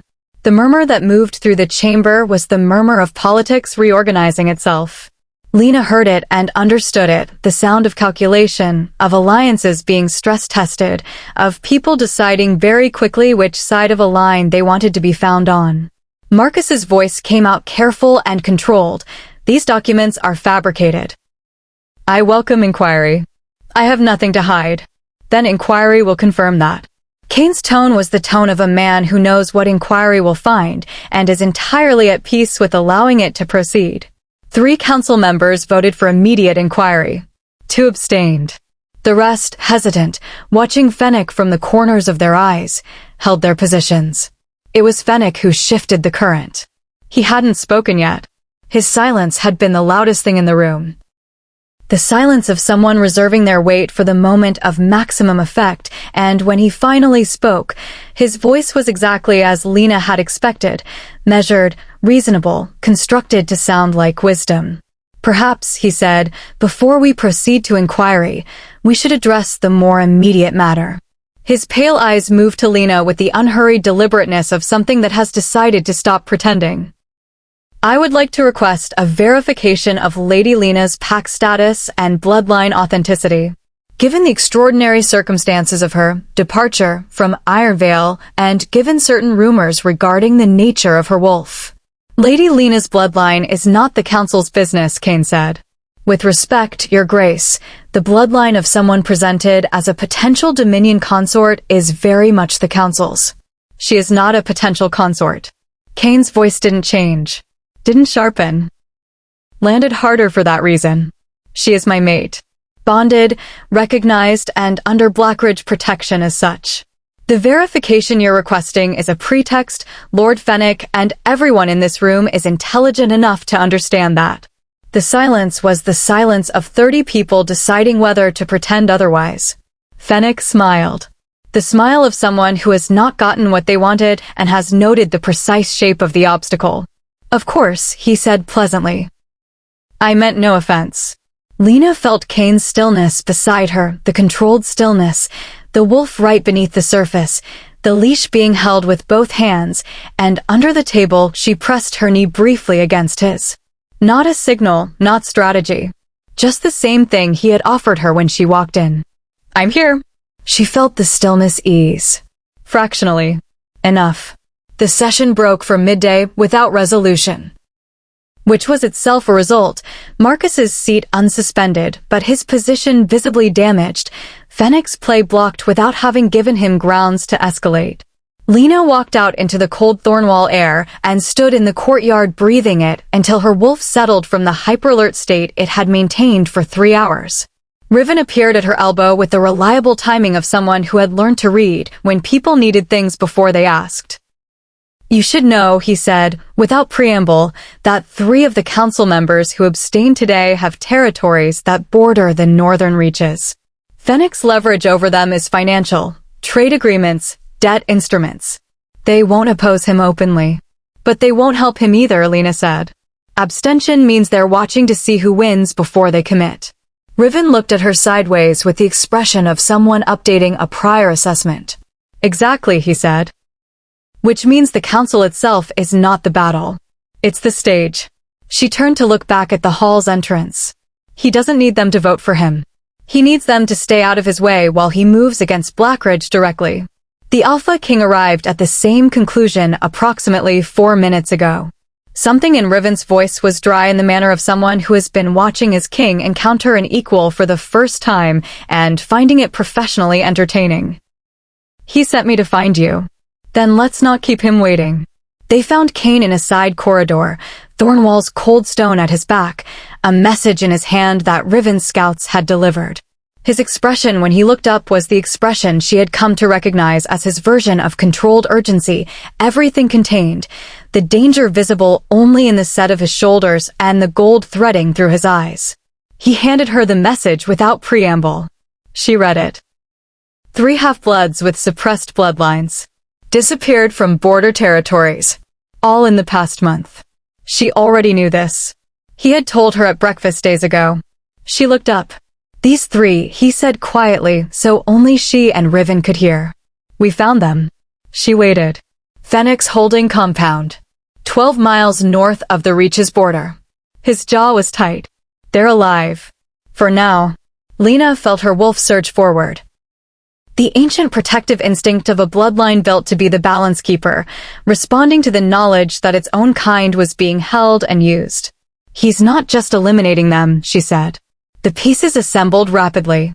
He's been researching the forced binding ritual. He needed live subjects to test it, Cain said. The two words came out very flat. Yes. The cold of the Thornwall courtyard felt colder. Then the inquiry into Marcus, Lena said, and the council politics. All of it is a distraction. She looked at him directly. He's not waiting for the council to give him permission. He's already in motion. Yes. And coming here with us gave him the opportunity to do it without Blackridge interference. We need to ride back tonight. His eyes were on hers, steady and certain. All of it moves faster now. The holding compound. The border territories. Whatever he's planning for Blackridge. How long before he's ready to act against us directly? Days, Riven said. A week at most. Lena looked at the message in her hand. 3 names. 3 people who carried in their blood the same thing she carried, the long-dormant legacy of a bloodline that the world had spent centuries trying to erase. Her wolf pressed forward, certain and unequivocal. They are ours. We do not leave ours. She handed the message back to Cain. Then we ride tonight, she said. And on the way back, you tell me everything you know about that compound. Chapter 9. The Truth in the Blood. Petra's hands shook when she opened the oldest record she owned. Not from age. From knowing what it meant. They had returned to Blackridge in the late hours, arriving through the eastern gate with the particular exhaustion of people who had been vigilant for 3 days and were allowing themselves the brief luxury of a place where vigilance could ease. The fortress received them with the quiet efficiency of a place that had been prepared for their return rather than surprised by it, fires lit, food ready. Petra waiting in the small study off the infirmary with her record open on the table and an expression that said the week's rest Alara had prescribed had lasted approximately until she heard horses in the courtyard. She looked better. The bruise at her temple had faded to yellow at the edges. Her eyes were clear and sharp and carrying the weight of someone who had been using their enforced rest to think rather than to stop. Sit, she said to Lena, with the authority of someone who had been saying that word to the same person since she was small enough for it to be unambiguous. Then she looked at Cain, recalibrated, and said it again. Both of you. Cain sat. Lena, who had been prepared to remain standing on the basis that she was a grown adult who had recently survived an auction and a Northern Council session and 3 days of difficult riding, sat. Riven had the wisdom to remain in the doorway. Petra opened the record fully. The binding was old, older than Lena had ever seen a functional document, the leather worn to softness and the pages within thin as skin. The writing was in a script Lena didn't recognize, angular and spare, with illustrations that she found herself leaning toward involuntarily.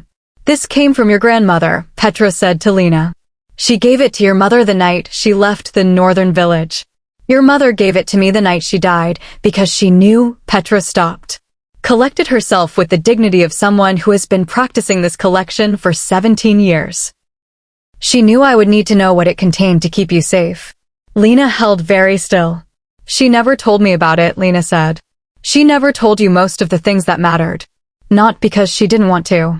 Because she was afraid that if you knew what you were, you would behave like what you were, and the people who were hunting your bloodline would find you before you were strong enough to survive being found. And you. Lena's voice was steady. She was working hard to keep it that way.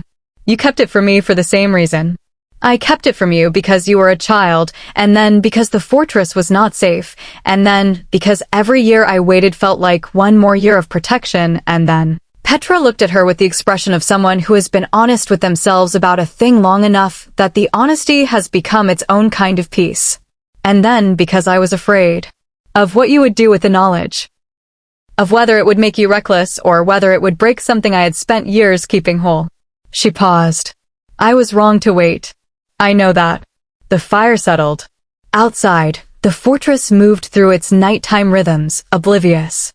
Lena looked at the old record and the shaking hands holding it and the woman who had fed her and taught her and kept her alive in a place built to reduce her, and felt the anger, the real, legitimate, years-deep anger move through her like weather.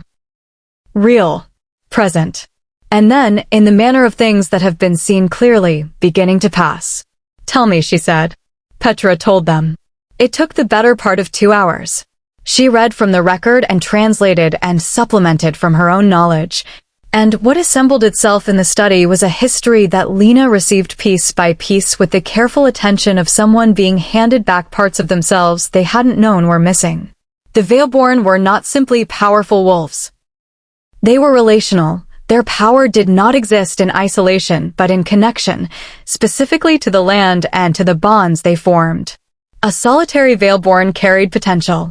A bonded Veilborn was something else entirely. The mate bond amplified the Veilborn power the way a channel amplifies a river, giving it direction and force beyond what either individual could generate alone. The first wolves, Cain said quietly when Petra paused. The old legend. The ancient power dormant in the land. Not legend, Petra said. History with the context removed so it could be reframed as story. She turned pages carefully. The Veilborn were not created to contain the first wolves. They were created by the interaction between those ancient powers and the wolves who learned to carry them. The land chose bloodlines that were compatible, wolves who could receive the wild magic without being consumed by it, channel it without being changed by it. She looked at Lena. Your bloodline is not a guardian caste invented by ancient kings. It is something older. Something that existed before anyone thought to organize it. And the forced binding, Lena said. Phoenix ritual. What exactly does it require? Petra's hands tightened on the record. The Veilborn must be in the presence of the wild magic, the land's power, accessible only in specific places of concentrated ancient energy. There are 7 such places in these territories. She turned to a page covered in a map, so old the ink had spread slightly at the edges, the geography recognizable but imprecise. Fennec has been systematically identifying them. The ritual requires the Veilborn to be unbound, no natural mate bond, and present at one of these sites during a blood moon, when the wild magic surfaces. If a forced bond is initiated at that moment, the power bonds to the wrong wolf, Lena said. It doesn't bond at all, in the natural sense. It's more like a hijacking. Petra said the word with the distaste of someone applying a modern term to an ancient wrong. The Veilborn power is rerouted. Redirected through a connection that was forced rather than chosen. And, because it was forced, it doesn't stabilize, it amplifies without limit, without the balance that a natural bond would provide. She looked at both of them. A naturally bonded Veilborn pair is the most stabilizing force these lands have ever produced. A hijacked one would be the opposite. He doesn't want stability, Cain said. His voice had gone very quiet. He wants the destabilization. Controlled destabilization. If the wild magic is active and unbalanced, he can direct the chaos, use it to collapse pack hierarchies, force consolidation, position himself as the only authority with the ability to restore order. Because he would have the hijacked power under his control, Lena said. And everyone else would be dealing with the consequences of the imbalance. Yes. She sat with this for a moment. How close is he to being able to attempt it? Petra was quiet for long enough that it was its own answer. The 3 half-bloods he's holding, the old woman said. He's been using them to test preliminary stages of the ritual. Not the full binding, they don't carry a strong enough bloodline for the complete activation. But enough to know whether his methodology is functional. She closed the record gently, with the care of someone closing something precious. Based on what you've told me about the timing of the disappearances and the progression, I can infer he may be ready for the primary ritual within 2 weeks. 3 if we're generous. And the blood moon? Cain asked. 11 days from tonight. The fire crackled. 11 days. Lena looked at her hands again. The ordinary hands, the calloused hands, the hands that had learned to hold a blade and a healing plant and the careful arithmetic of survival, and which were now, apparently, irreversibly, historically, the hands of the last fully awakened Veilborn in 7 territories. The 3 half-bloods he's holding, she said. We're getting them out. Yes, Cain said. Not a question. And then we take the fight to him before the blood moon. Before he can choose his ground. She looked up. He's been hunting this bloodline for 30 years because he couldn't control it. He's afraid of what a natural bond produces. That fear is his only real vulnerability. He's been planning for a Veilborn he can manage. He has no plan for a Veilborn who chooses to fight. Cain was looking at her with that expression, the one from the dungeon floor, the there you are expression, that she was becoming, against all her careful intentions, entirely unwilling to look away from. No, he said. He doesn't. Then we should give him something to be afraid of. Riven, from the doorway, made a sound that was almost certainly a suppressed response of professional appreciation. Petra set her hands flat on the old record and looked at her girl, the small fierce child she had kept sleeping for 17 years who had woken up into something the world was not remotely prepared for and said nothing at all, because some moments were large enough that words were just interference. The fire burned. Outside, 11 days away, the blood moon was rising toward its appointment. And in the Blackridge study, 3 people and 1 old woman with shaking hands began to plan. Chapter 10. What Fennec Wants.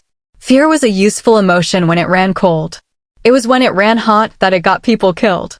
Lena understood this the way she understood most survival principles, not as philosophy, but as evidence, accumulated over years of situations where the wrong kind of fear had been the difference between a person who made it and a person who didn't.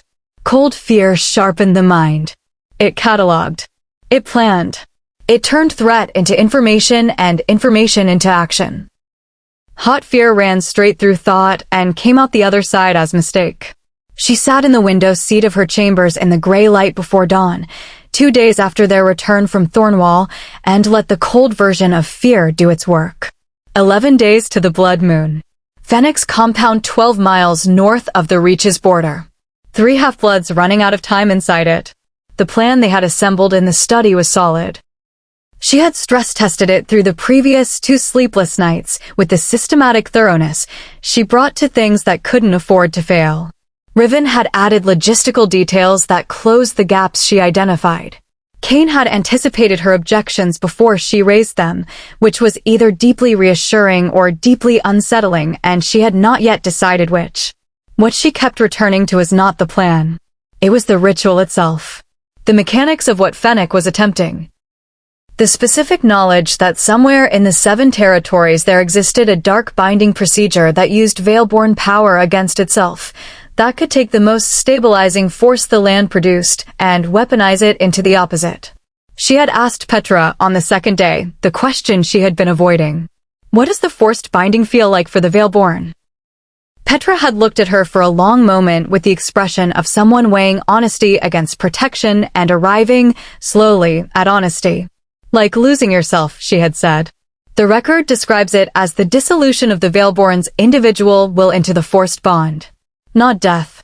Something they considered worse, existing as a conduit for power without the capacity to choose how it moves.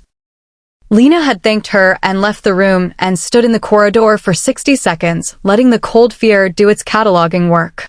Then she had gone back inside and said, "Then we make sure it doesn't happen. Tell me everything the record says about the 7 sites." She was still in the window when the knock came. Not Cain's knock, 2 beats, unhurried. This was Riven's knock, 3 short and businesslike, the knock of someone who had information and needed to deliver it efficiently. "Come in." Riven entered with a leather folio and the expression of a man who had been awake all night because the information he'd been gathering had kept arriving. "We have confirmation on the compound," he said, setting the folio on the table. 6 guards on the perimeter, rotating in 4-hour shifts. Interior we're less certain about. The scout who got closest counted 8 additional wolves inside the main structure, but there may be more we couldn't observe. He opened the folio to a rough sketch. Building layout, guard positions, estimated sight lines. The half-bloods are in the eastern wing. Ground level, which is better than we hoped. The western wing is where Fennec's research is housed. Lena stood and came to the table. She studied the sketch.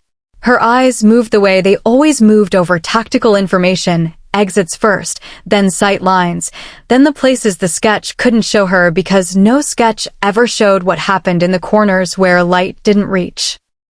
"The guard rotation," she said. "For hours." "What's the overlap period?"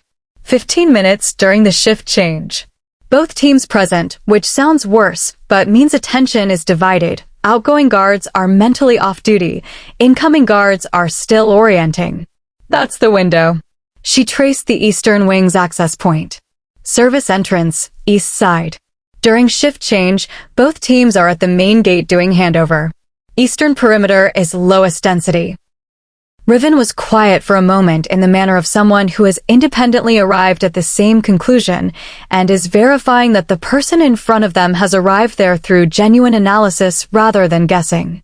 Yes, he said. How many do we take in? The Alpha King believes. I'm asking what you believe. Another brief pause. Recalibration. Small, Riven said. For including the two of us. Speed is worth more than numbers in a retrieval. Too many bodies and we lose the silence that makes the shift change window usable. He looked at her steadily. You're planning to come. I'm not planning to send other people into a compound built around hunting my bloodline while I wait at Blackridge. The Alpha King will. The Alpha King, and I have already discussed it. She met Riven's eyes. He doesn't like it. He accepted it. Those are different things. The corners of Riven's mouth moved in the fractional way that she had identified over the past week as his version of a genuine expression. He reserved visible reactions for things that actually earned them, which meant they were worth more when they arrived. I'll select the other two, he said. People who are fast and quiet and capable of operating without verbal communication in low light. I know my own pack, my lady. I know. I'm telling you my requirements so you can confirm they're met, not so you can learn them. This time the fractional expression was identifiable as something warmer. Confirmed, he said. He left. She looked at the sketch. The door between her chambers and Cain's opened, no knock from this direction. They had stopped knocking between their own rooms 3 days ago, an evolution neither had announced.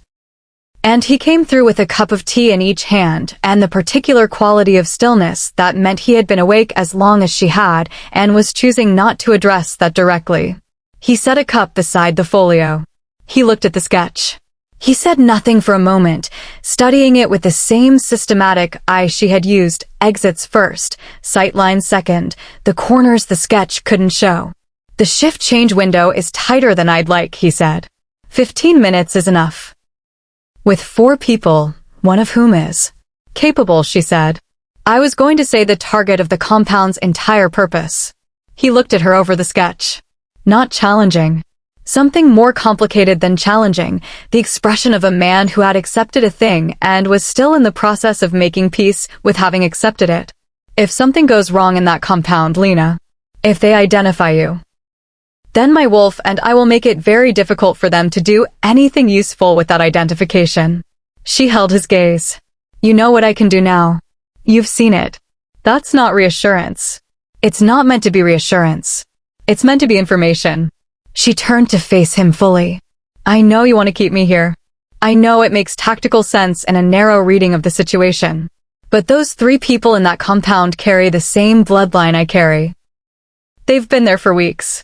And the only reason I'm standing here with my wolf awake and my power intact instead of in a cell waiting for a blood moon ritual is because someone walked through doors they weren't invited through and intervened before the worst version of that night could happen. She watched him receive that. I will not sit at Blackridge, she said quietly, while people who are mine are in a cage 12 miles away. Cain was still for a long moment. People who are mine. She hadn't said it strategically. It had arrived from somewhere below strategy, from the place her wolf lived, from the veil-born instinct that was older than language and considerably less interested in tactical caution. I know, he said. And then, I'll be on the perimeter during the retrieval. Not inside the compound. I understand the argument for small and quiet. But close enough. She looked at him. Close enough, she repeated. Within 100 yards. If the window closes early or the numbers inside were undercounted, then you come in.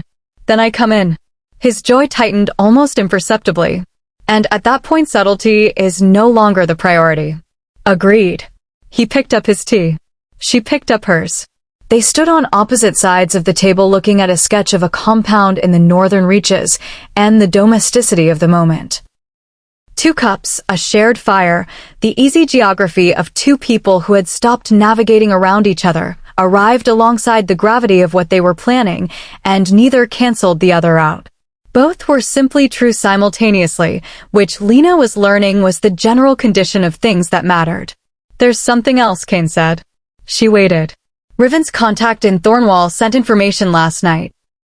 He set down his cup and looked at her directly, which was how she knew the next thing was the kind that required looking at directly. Fennec has been in communication with 3 of the abstaining council members since we left. He's offering debt forgiveness, full cancellation of the trade agreements in exchange for their formal supportive emotion to bring Lena before the council for bloodline verification, which would require her to appear voluntarily or be summoned by Dominion writ, she said. And if she appears, he has access. Eyes inside the council hall. Wolves who answer to him. His eyes were steady. It would be the cleanest version of what he's been trying since Ironvale. Legal. Public. A council summons she can't refuse without appearing to have something to hide. Lena absorbed this. How long before the motion can be formally filed? 3 days if all 3 members agree. 5 if one hesitates. 3 days. 5 if generous. 11 to the blood moon. She turned back to the sketch. Then we move on the compound tomorrow night, she said. We get the half-bloods out before he has legal grounds to demand anything. And we do it fast enough that he doesn't have time to adjust his plan before we've removed his test subjects and his timeline. Tomorrow night, Cain confirmed. And Cain. She looked at him over the sketch. When this is over. When the compound is done and the half-bloods are safe and Fennec has been dealt with. She held his gaze. I want to go to the northern village. Where my parents came from.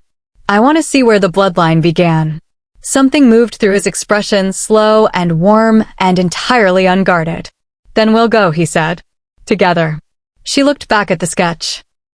She did not say what she was thinking, which was that together had stopped being a working arrangement 2 days ago at a breakfast table and had become something she had no intention of renegotiating.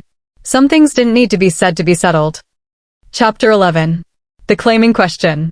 He came to her door at midnight. He didn't knock like a king. He knocked like a man who wasn't sure of his welcome and had decided to ask rather than assume. 2 beats. His rhythm.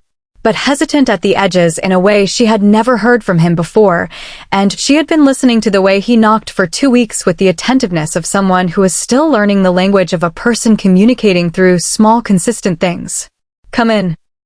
He stepped inside and closed the door behind him and stood for a moment near the entrance in the manner of someone who had crossed a threshold and was allowing the room to be aware of his arrival before he moved further into it. He was in dark and formal clothes, hair loose, and he had the particular quality of a person who has been sitting with something difficult for several hours and has arrived, finally, at the decision to say it aloud. Lena set down the record she'd been reviewing. Petra's old document, the pages she had been returning to each night, learning her own history in the careful increments of someone who has been handed a large thing and is choosing to receive it at a pace she can carry. You're not sleeping, she said. Neither are you. I was reading. I was thinking. He moved to the chair across from her and sat. Not with the settled ease of someone who had been doing this for months, but with the slightly different quality of someone who was choosing to sit rather than defaulting to it. There's something I need to say to you before tomorrow. She waited. He looked at his hands for a moment, a gesture she had catalogued precisely twice before, both times at moments when he was about to say something he'd been protecting.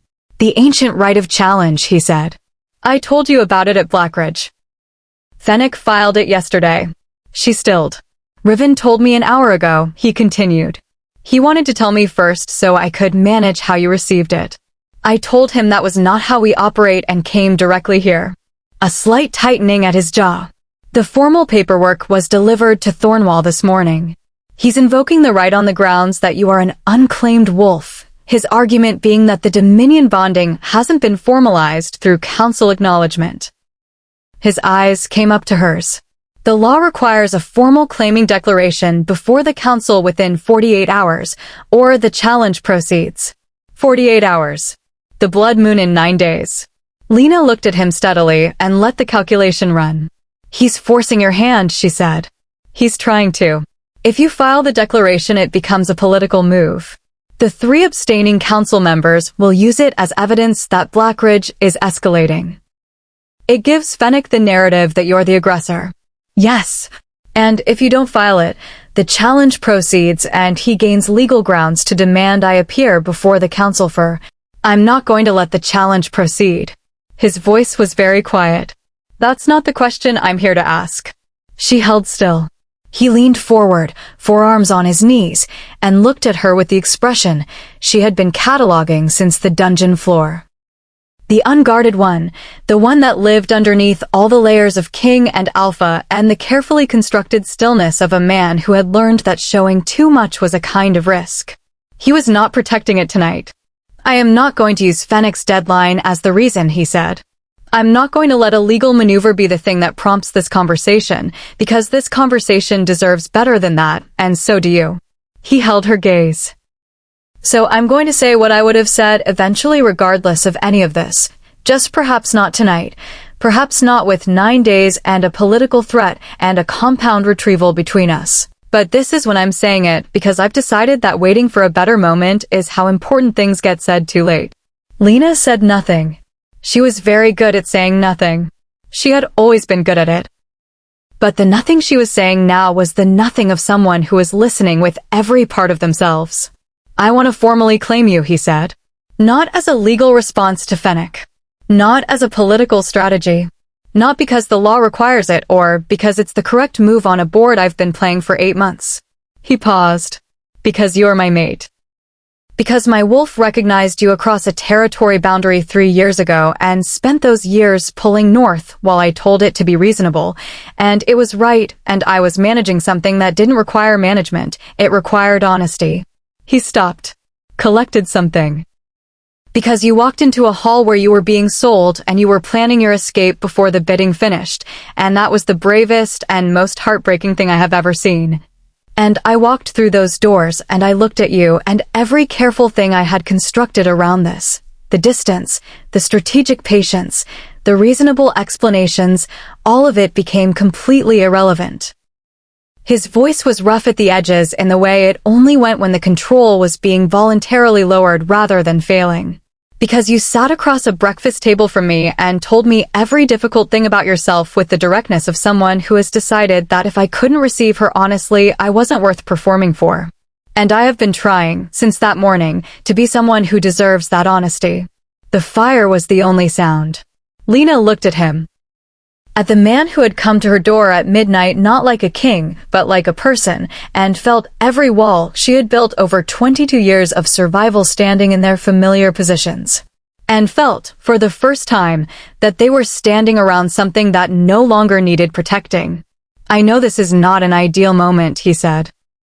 I know you have 9 days of genuine danger ahead of you and a compound retrieval at dawn and a bloodline history you are still receiving in pieces and a wolf you've had for 2 weeks. Something crossed his face that was almost self-deprecating, almost, on a man not built for self-deprecation, which made it all the more real. I know your list of reasons to say no is probably significantly longer than your list of reasons to say yes. It's not, she said. He looked at her. My list of reasons to say no is very short, she said. It mostly consists of the reasonable observation that I have been a fully awakened wolf for 2 weeks and a free person for less than a month, and making permanent decisions in compressed timelines is how people make mistakes. That's a good reason. It is, she agreed. And it's the only one. She held his gaze across the fire. The rest of my list. The one that should be longer, the one I have been building since the hall, adding to it every morning at a breakfast table and every evening in a map room and every time you say something I expected powerful men to be incapable of saying. That list has been consistently arguing against the one good reason for 3 weeks. Cain was absolutely still. The formal claiming, she said. What does it require? The ritual itself is simple. Blood and declaration before the sacred stone at Blackridge's Heart Grove. 30 minutes. His voice was careful now, giving her the practical information at a pace that left room for her to receive it without pressure. The council filing is separate, that's administrative. But the bond between us, the actual bond that's between us. The council acknowledgement is just paperwork. And after the ritual, The bond is formally sealed. You'll feel me more clearly. The mate sense deepens. My wolf will settle in a way it hasn't been able to yet. He paused. And you will be irrevocably, permanently, legally, and in every other sense mine. And I will be yours. Irrevocably. Permanently. Words that should have been the most frightening words in the vocabulary of a woman who had spent 22 years building the capability to leave anywhere at any moment. She tested them against everything she had. They held. I have conditions, she said. Something shifted in his expression, surprise, and underneath it, the particular quality of warmth that arrived when she did things he hadn't anticipated. Of course you do, he said. The claiming is equal. Not you claiming me, us claiming each other. The declaration goes both ways or it doesn't go at all. Agreed. Immediately and without reservation. I retain my authority as a veil born independently of the mate bond. My power is mine. It acts through our bond, but it is not subject to your direction. I would never. I know you wouldn't. I'm saying it anyway so that it is said and we never have to revisit it. Agreed. And if I tell you I need space, you give me space without performing injury about the fact that I needed it. A pause. Then, I will try. I won't always succeed. My wolf will make it difficult. He looked at her honestly. But I will try. And you tell me when I'm failing. Agreed, she said. She stood. He stood. They were 4 feet apart, and the fire was between them, and the midnight of a Blackridge winter was outside the windows. And the world they had been navigating toward each other across for 3 weeks and across territories for 3 years before that had narrowed to this room and this fire and these 4 feet. Lena crossed them. She had crossed the distance in the dungeon when she had no language for what she was moving toward. She had crossed it since then in smaller ways, a knee pressed against his under a council table, a hand on his arm in a corridor, the easy geography of 2 people who had stopped navigating around each other. This time she knew exactly what she was moving toward. She took his face in both hands, the strong jaw, the slight roughness of 2 days without sleep, the warmth of his skin, and felt him go absolutely still beneath her touch in the way he went still for things that mattered to him. Yes, she said. Simply. Completely. His hands found her waist. The kiss was not like the first one that had been impulse, the overflow of an emotion too large to hold back. This was chosen, deliberate, the full weight of both of them behind it. Every wall down and every calculation resolved and nothing left between them but the simple overwhelming truth of 2 people who had found each other across distance and time and every obstacle the world had thought to put between them. His hands tightened at her waist. She felt his wolf, warm and present and finally settled, moving toward hers through the bond that was about to become something permanent. Her wolf answered without hesitation. Yes, it said, to his wolf and to her simultaneously. We have always been saying yes. When they finally separated, they were both breathing differently, and the fire had burned lower and midnight had passed into the small dark hours of morning. The ritual, she said, against his shoulder. Tonight. Before dawn. Tonight, he confirmed.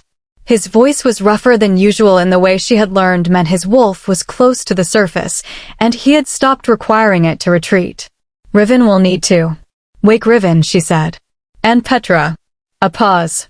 She'll never forgive us if we do it without her. She felt him laugh, real, low, the rare laugh that she had been adding to the record since the breakfast table. Against her temple, his lips pressed a kiss that was soft and unhurried and asked nothing except to be what it was. I'll wake Riven, he said. The heart grove of Blackridge was old in the way of places that have been used for important things across generations. The stones worn smooth at the edges, the ground beneath them packed with the history of decisions made here, the particular quality of silence that accumulated in spaces where people had repeatedly brought the things that mattered most. 4 people stood in it before dawn. Riven, who had dressed with the speed and quiet of someone accustomed to being woken for things that couldn't wait, and whose expression during the entirety of the ritual was the careful neutral of a man experiencing profound satisfaction and professionally declining to show it. Petra, who had come from the infirmary still in her healer's robes, and who stood at the edge of the sacred stone with her old record pressed to her chest and her eyes bright with something that had been waiting 17 years to arrive at this moment. And Cain and Lena at the center stone, facing each other in the silver pre-dawn dark, the ancient runes carved into the granite beginning to glow with the particular light of things that recognized what was happening and approved. The declaration was old words in the old language. Petra had translated them from the record, and they said, "Stripped of ceremony, I see you. I choose you. I am yours and you are mine, freely and completely, now and forward." Cain said them first, in the old language, and then in words she could receive without translation, his voice low and steady and entirely stripped of the formal gravity of a king making a political declaration. This was a man saying something he meant. Lena said them back. When their blood met the stone, the runes blazed briefly, completely, the light of something ancient recognizing something true, and through the bond that sealed between them, she felt him arrive. Not for the first time. She had felt him since the dungeon, since her wolf woke, in the peripheral way of something sensed through a wall.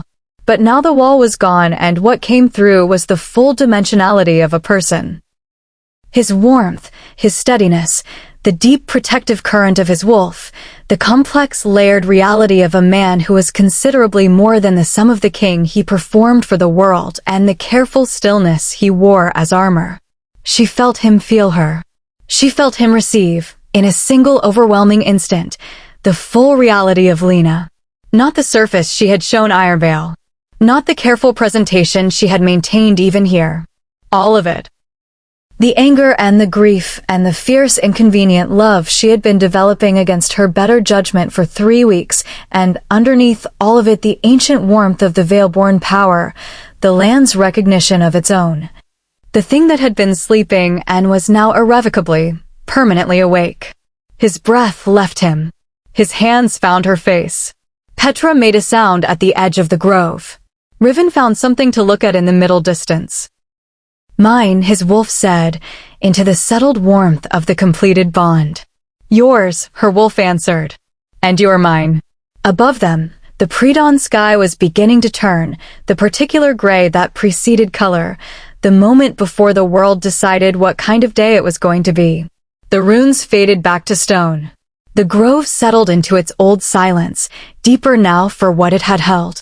9 days to the blood moon. A compound retrieval at dawn. Everything that was coming, arrayed and patient and inevitable. But here, in the heart grove of Blackridge, in the 4 minutes before the fortress woke and the day made its demands, Lena stood in the completed bond with her forehead pressed to her mate's chest and felt, for the first time in 22 years, the specific revolutionary sensation of having nothing left to protect herself from. Chapter 12. The Blood and the Bond. Dawn was an hour away, and it felt like both the end of everything and the beginning of something that had no name yet. They rode in 4. Lena, Riven, and 2 of Blackridge's wolves. Marin, who was small and fast and moved through undergrowth without sound in a way that suggested she had been doing it since before she had a choice, and Dav, who was the largest person Lena had ever seen operate with complete silence, which shouldn't have been possible but was. Both had been briefed. Both had asked exactly the right questions and no unnecessary ones, which told her everything she needed to know about who had trained them.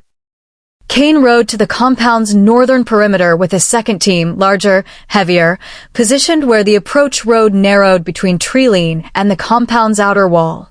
Within 100 yards. Close enough that she could feel him through the bond, steady and controlled and radiating the focused calm of a man who had gone very still in the way of things that become still when they're deciding to be dangerous. She felt his wolf pressing close to the surface. She sent him something through the bond, not words. Her wolf didn't have words yet, but a sensation. Present. Steady. Ready. She felt him receive it. Felt the slight ease in the tension running through the bond like a rope under load. Good, he sent back. The first time he had communicated that way, deliberately, through the bond rather than through language. And the cleanness of it, the intimacy of direct wolf-to-wolf contact, arrived in her chest like sunlight through a window she hadn't known was closed. She filed it. Later. Right now, the compound. The shift change happened at the second hour past midnight, exactly as Riven's intelligence had promised. They were already inside the tree line, 40 yards from the eastern service entrance, when the outgoing guards moved toward the main gate and the incoming guards began their orientation walk. 15 minutes. Both teams present, attention divided, the particular inattentiveness of a rotation that had happened without incident enough times to have become routine.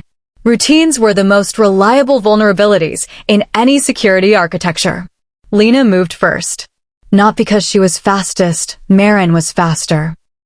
But because her wolf carried something that the compound needed to feel before anything else happened, something that moved through the ground and the stone and the air in a radius around her that she was still learning to calibrate. She felt it as she crossed from tree-line to wall, the land under the compound recognizing her, the veil-born resonance acknowledging the presence of its carrier. And inside the eastern wing, through walls she shouldn't have been able to feel through. 3 presences. Tired. Scared. But alive. Her wolf surged forward with an urgency that required containing. Steady, she told it. Clean and quiet. The service entrance lock was newer than the dungeon lock had been, more sophisticated, built by someone who was cautious about what they were keeping inside rather than just who they were keeping out. She worked it in silence, while Marin and DAV positioned themselves at the corridor junction, watching both approaches with the absolute stillness of people for whom waiting was a skill rather than an imposition. 40 seconds. The lock gave. Inside, stone corridor, low ceiling, torches spaced in the same inadequate pattern as every dungeon she had ever been in. The smell of captivity, unwashed bodies, cold food, the particular staleness of recycled air in sealed spaces. And beneath it, something she hadn't expected. Recognition. Her veil-born sense found the 3 presences before her eyes did, like tuning forks responding to a note being played. The ancient bloodline in each of them registering hers with the startled quality of things that had been waiting in the dark a long time and suddenly felt the door open. The first cell was the nearest. The woman inside was young. Early 20s, dark hair, eyes that had been watchful even before the door opened and snapped to Lena with an assessment that was fast and comprehensive and reminded her, with a small jolt of recognition, of herself. No words. Lena held up 2 fingers, 2 minutes, move, and the woman was on her feet before the gesture finished. The second cell held a man in his 30s, lean and bruised along the left side in a way that spoke of rough handling rather than deliberate torture. He moved more slowly, injury, not hesitation, and DAV was at his side before Lena had to gesture. The third cell was at the corridor's end, and when Lena opened it, she found a boy who couldn't have been more than 17. He was sitting against the back wall with his knees drawn up, and when the door opened his eyes went to hers and something in his face, the specific collapse of someone who has been holding themselves together through sheer force of will and has reached the limit. Made her wolf press forward with a protectiveness that surprised her with its force. She crouched to his level. "Can you walk?" she said. Quiet. Direct. Looking at him rather than past him. He looked at her eyes. At the gold in them that she knew was showing her wolf present and close and entirely certain about what these 3 people were. "You're veil-born," he said, barely above a whisper. "Yes." She held out her hand. "Can you walk?" He took her hand and stood, and the steadiness she sent through the contact was not performed. It moved from her wolf to whatever was sleeping suppressed inside him. The ancient bloodline registering safety with the instinctive certainty of things that existed below thought. They moved. Corridor to service entrance, 40 yards of controlled speed, Marin leading and Riven covering the rear and the 3 half-bloods moving between with the urgent focus of people who have been given an exit and are using it. They were 20 yards from the tree line when the compound's eastern alarm sounded. Not the gradual escalation of a discovery in progress, the immediate, total alert of a compound that had been triggered by something other than their presence in the corridor. Riven's head came up. "Perimeter," he said. "North side. Through the bond, Cain. Movement from the road. 6 wolves organized. Not Phoenix compound guards, these came from outside. He had known they were coming. He knew Lena's scent. The compound was a trap. I know. The Bond carried his anger, cold, controlled, the fury of a king who has been outmaneuvered and is already calculating the response. Get the half-bloods to the tree line. I'm coming in. Move, Lena said. Aloud, no longer quiet. Quiet was for before the alarm, and the alarm had already done its work. Tree line, now all three of you. Straight line and don't stop. Marin took the lead. DAV took the rear. The three half-bloods ran with the uncomplicated speed of people for whom survival had recently become the primary priority. Riven fell in beside Lena. How many on the northern approach? She asked. 6 minimum. Probably more. Not compound guards. No. These were placed in advance. His voice was flat with professional assessment. He anticipated the retrieval. Probably anticipated it from the moment he filed the challenge. He knew we'd move on the compound to cut off his timeline. A pause. He let us come. He let us come. Lena absorbed this as she ran, and her wolf ran with her through the Bond's internal space, and the land under her feet hummed with the cold urgency of an ancient power responding to threat, and she let it rise in her the way she had learned. Not fighting it, not directing it yet, just letting it build. The tree line. The half-bloods through it, Marin pushing them further in, to where horses waited and Riven's secondary team was positioned. She stopped at the tree line's edge. Riven stopped with her. Go with them, she said. My lady. Get them to the horses and go. You know the route. The Alpha King will. The Alpha King is on the northern approach dealing with 6 wolves. She looked at him directly. And I am Veilborn, and this compound was built to contain what I am, and I am not going to let Phoenix ambush close around Cain while I run for the trees. Through the Bond she felt Cain, the controlled fury, the focused violence of an Alpha King in direct engagement, the wolf fully forward and absolute in its purpose. She felt him feel her stop moving. Lena.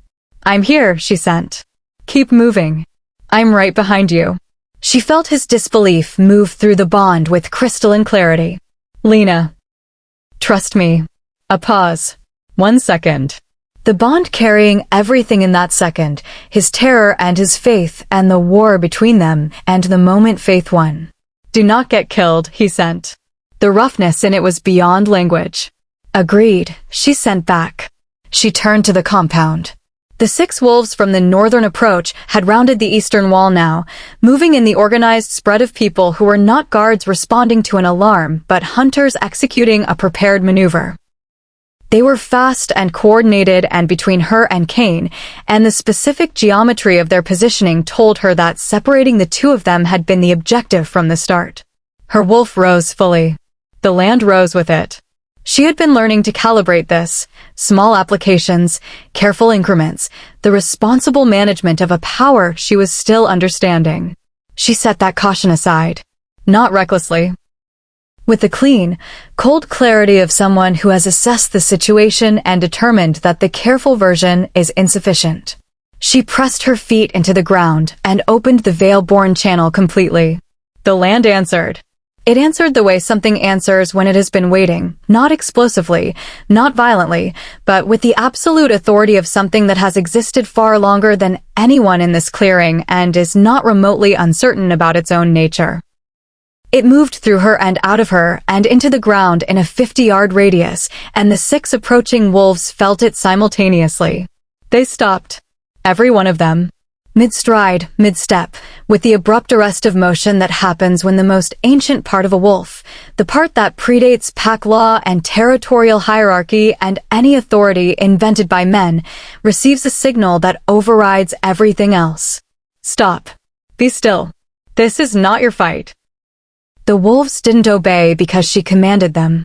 They stopped because something in their bones remembered what she was, the same way her wolf had recognized Cain's scent below thought, below choice, at the level where biology and ancient memory were the same thing. They stood in the pre-dawn dark, 6 wolves arrested mid-charge, and the land held them in its attention with the calm certainty of something that had all the time in the world. Lena walked through them. She walked through the stopped wolves the way Cain had walked through the parting crowd in Ironvale's hall, not forced, simply inevitable, and came around the eastern wall of the compound to find Cain engaging the remaining guards on the northern approach with the focused, economic brutality of an alpha king who had been waiting for someone to give him a reason. He was fine. His wolf was forward and fully engaged and absolutely fine. He looked up and saw her. His expression. Across 20 yards of pre-dawn compound ground, wolves still and watching and the land humming around her like a second heartbeat, was something she had no word for yet. She was collecting a new vocabulary. This word was near the top of the list. The last guard made the error of moving between them. Cain moved him aside with the efficiency of someone removing an inconvenience. He crossed to her. His hands found her face. Both of them, the same way she had taken his face before the claiming ritual, and the bond between them sang with the specific frequency of two people who have just been genuinely afraid for each other and are confirming, through touch, that the fear is no longer necessary. "You stopped them," he said. His voice was rough, present. His wolf was looking at her through his eyes, and it was not subtle about what it thought. The land did most of it. She covered his hands with hers. "I just opened the door. You said you were right behind me." "I was. I just took a slightly different route." He looked at her for a long moment. "You are going to spend the rest of our lives giving me heart attacks," he said. "Probably," she agreed. "I accepted this," he said, mostly to himself. "I was informed. I went into this with complete information." "You did," she confirmed. "And yet?" Through the bond his wolf was communicating something that was not anger and not relief, and was both of those things and considerably more. And she received it and sent back everything she had felt in the 20 seconds she had stood at the tree line's edge knowing he was engaged on the northern approach, the cold fear that ran sharp and clean and entirely about him. And felt him receive that in turn with the particular stillness of someone understanding, for the first time, the full weight of being cared for. The 6 stopped wolves were beginning to stir. The land's hold was loosening as her focus distributed. "We should go." Riven's voice came from the tree line, measured and sensible as always. "The 3 half-bloods are at the horses. We have perhaps 4 minutes before those wolves recover enough to make decisions." Cain's hands dropped from her face to her hands. He held them. They ran for the trees. Behind them, the compound's alarm was still sounding, hollow and irrelevant against the pre-dawn dark. Ahead, the tree line closed around them, and the horses were there, and the 3 people who had been in those cells were already mounted, and Marin was counting heads and DAV was watching the compound perimeter with professional attentiveness. Everyone was there. Everyone was whole. Lena looked at the boy from the last cell, 17, wide-eyed, still carrying the specific expression of someone whose world has been restructured too rapidly to fully process. He was looking at her with the wondering attention of someone who had just seen what he carried inside him and understood for the first time that it was not a defect. "You'll be safe at Blackridge," she said. "All 3 of you." The young woman from the first cell, the fast, watchful one, looked at her with eyes that were asking 100 questions she was choosing to hold back until a more appropriate moment. "The one who built that compound," she said. "Fennec." "We're dealing with him," Lena said. "I want to be part of that." Lena looked at her. "I know," she said. "We'll talk." Through the bond, Cain was steady and present and close, his horse beside hers as the group moved into the forest dark. The land under her receded to its normal quiet hum as the compound fell behind them. The pre-dawn sky was beginning its first uncertain grays. 8 days to the blood moon. Fennec knew they had the half-bloods. He knew the ambush had failed. He knew now what a fully awakened Veilborn in a natural bond could do. The endgame was approaching. She could feel it in the land the way she felt weather before it arrived. The pressure shift, the specific quality of a world preparing for something significant. She was no longer afraid of it. Lena rode through the darkened forest toward Blackridge with her mate at her side and 3 people who were hers, who had been hers since before she knew them, since before she knew herself, and felt the Veilborn power settle in her like a river settling into its actual channel. This was what it was for. Not to be suppressed. Not to be weaponized. Not to be contained or hijacked or used by anyone who feared what it meant. But this. Moving through the dark towards something she had chosen. Carrying what she carried for the people it was meant to protect. We are ready, her wolf said. Yes, Lena agreed. We have always been ready. Chapter 13. What she chose. He had built his entire plan around one assumption, that she would be afraid of what she was. He was wrong. Fennec arrived at Blackridge's gates at midday. Not with an army. Not with the formal processional of a lord invoking legal rights. He came with 12 wolves and a council writ and the particular composure of a man who had spent 30 years playing a long game and believed, despite every setback, that the board still favored him. He rode through the outer gate because Blackridge's law of hospitality required it be opened to any lord arriving under council authority, and he dismounted in the courtyard with the unhurried ease of someone who had arrived exactly where he intended to be. Lena watched him from the wall above. She had felt him coming 20 minutes before he arrived. Not through the bond, not through her wolf's alert, but through the land itself, which had developed over the past 8 days the particular attentiveness of something that recognized threat. She had been learning to read it. The land under Blackridge spoke in pressure and temperature, and the subtle shift in how animals moved through the outer territories.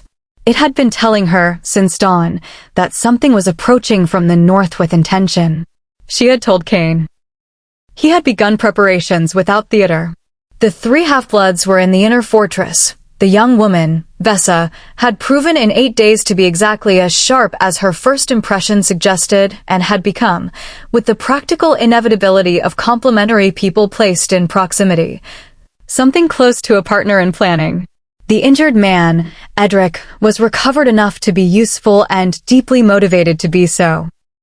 The boy, Tam, who was 17 and carried the oldest bloodline of the 3, had spent 8 days learning from Petra with the focused hunger of someone who had been told his entire life that what he was made him lesser and had recently discovered the inverse was true. They were not sitting in the inner fortress quietly. They were part of this. Fennec was brought to the Great Hall. Blackridge's Great Hall, which was nothing like Ironvale's, which had warmth in its stone and history in its rafters and the accumulated dignity of a place where people had repeatedly been treated as people. And he stood in its center and waited with the composed patience of a man who had been waiting for 30 years and considered 8 more minutes inconsequential. Cain entered first. Then Lena. Then Riven, Vessa, and Edric arranged at the flanks, and Petra in the chair against the far wall with her old record on her lap and her eyes carrying the specific quality of a woman who has been waiting longer than anyone in this room for this particular reckoning. Fennec's pale eyes moved across the assembled faces with the rapid efficiency of a man recalibrating in real time. He had expected Cain. He had expected Lena. He had not expected the half-bloods standing on their feet and uninjured, and something moved in his expression, briefly, controlled, but present. That was the first genuine crack she had seen in his composure. Lord Fennec, Cain said. His voice carried the hall the way it always carried rooms that needed to be held. You invoked council authority to enter Blackridge. State your business. I think we're past formality. Fennec's voice was as she remembered it. Measured, reasonable, constructed to sound like wisdom. He looked at Lena.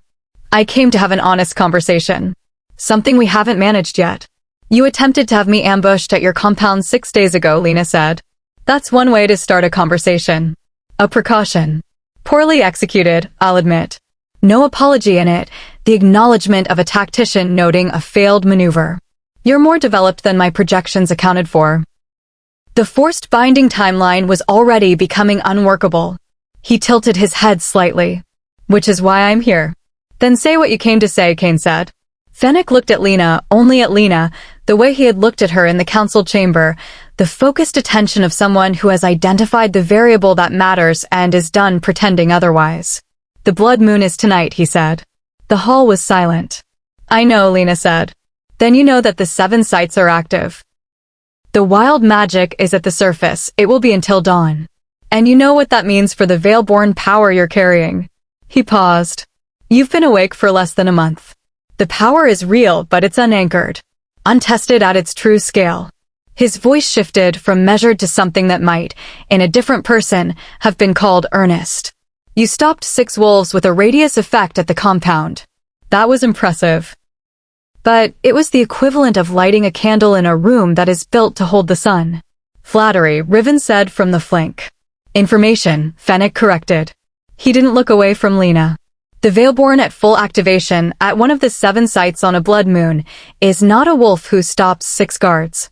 It is a wolf who can restructure territorial boundaries, resolve pack conflicts that have lasted generations, stabilize regions that have been collapsing under feral pressure for decades.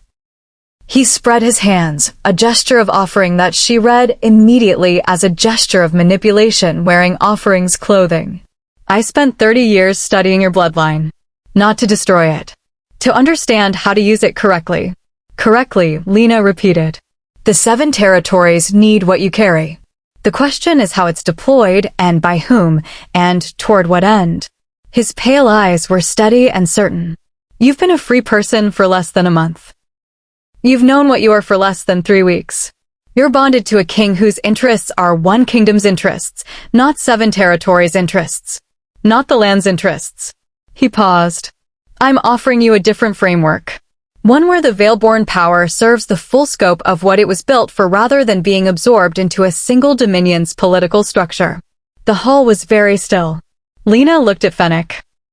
She let the silence hold for long enough that he had to remain inside it, and she watched his expression across that silence with the attentiveness of someone who had spent 22 years reading people in environments where misreading them was the difference between surviving and not. He believed what he was saying. That was the most dangerous thing about him, not that he was lying. He genuinely believed, in the architecture of his own logic, that he was the correct steward of a power he had spent 30 years cataloging. He had eliminated people who carried her bloodline and had told himself it was resource management. He had held 3 wolves in a compound and subjected them to ritual testing and had told himself it was research in service of a greater purpose. He had built a framework that made every monstrous thing he had done into a reasonable step toward a reasonable goal, and he had lived inside that framework long enough that it had become, to him, simply true. She had met this kind of person before. In smaller forms, in the architecture of a fortress pack that had used the same logic. This is for the good of the community. The lesser wolves must serve the greater purpose, to reduce people to inventory. The logic was always the same. The people it consumed were always the people it decided it had the right to consume. I want to ask you something, Lena said. Fennec waited, with the patience of a man who had been patient for 30 years. The 3 wolves in your compound. She held his gaze. Vessa, Edric, and Tam. Did you ask them whether they wanted to be part of your framework? A pause. The circumstances required. Yes or no? His jaw tightened infinitesimally. The research required subjects who? You didn't ask them, Lena said. You identified them as resources. You determined that your framework for the Veilborn power was correct and that their consent to being used in service of it was irrelevant. She tilted her head slightly. The same way the Northern Lords 300 years ago determined that my bloodline's existence was a variable to be managed rather than a people to be consulted. The situations are not analogous. The situations are identical. Her voice was even. Completely even. The cold fear had done its work over 8 days, and what remained was clarity. You have built a framework in which you are the correct authority over a power that does not belong to you, and everyone who carries that power is a resource to be directed toward your framework's goals. You don't believe you're doing harm. You've constructed an entire architecture of purpose that makes the harm invisible. She paused. I know what that architecture looks like from the inside of it. I lived inside a smaller version of it for 6 years. Fennec looked at her. For the first time in this conversation, she saw something behind the pale eyes that wasn't calculation. It lasted less than a second. You're going to refuse, he said. I refused before you finished your first sentence, she said. I was giving you the reason so that you understand it isn't personal fear or political loyalty or Blackridge interests or any other variable you can adjust for. I am refusing because the Veilborn power is not yours to direct. It was never anyone's to direct. That is the thing your 30 years of research somehow failed to find. She held his gaze. You cannot build a correct framework for someone else's power. The power is the person. It moves through choice or it doesn't move at all. The hall was absolutely still. Fennec looked at her for a long moment. Then at Cain. Then back at Lena. And something in his composure. The 30-year composure, the framework reinforced certainty of a man who had told himself the same story for 3 decades, developed a fracture. Not a collapse. A fracture. The kind that let light through. You're going to the site tonight, he said. Not an accusation. Almost a question. Yes. Why? Because the blood moon activates the 7 sites, and the wild magic surfaces, and I am Veilborn and the land is asking. She said it simply, without theater. Not because you arranged it. Not because anyone told me to. Because it is what the power is for and I am the person who carries it, and those 2 things together mean that tonight I choose to go. Fennec was quiet. What happens to me? He asked. Cain answered that one. You stand before the Dominion Council with a documented record of 30 years of bloodline persecution, the holding and testing of 3 wolves against their will, coordinated ambush of a Dominion-protected individual, and the illegal invocation of the ancient right of challenge under fabricated grounds. His voice was completely neutral, which was its own kind of devastating. The Council will determine the appropriate consequences. I see. Lord Fennec. Lena waited until his pale eyes came back to hers. The 3 wolves you held. They're safe. They are not damaged beyond repair. They are here, whole, and learning what they carry. She paused. That is the only reason this conversation ends with you standing rather than with something considerably less comfortable. Remember that. Something moved through Fennec's expression.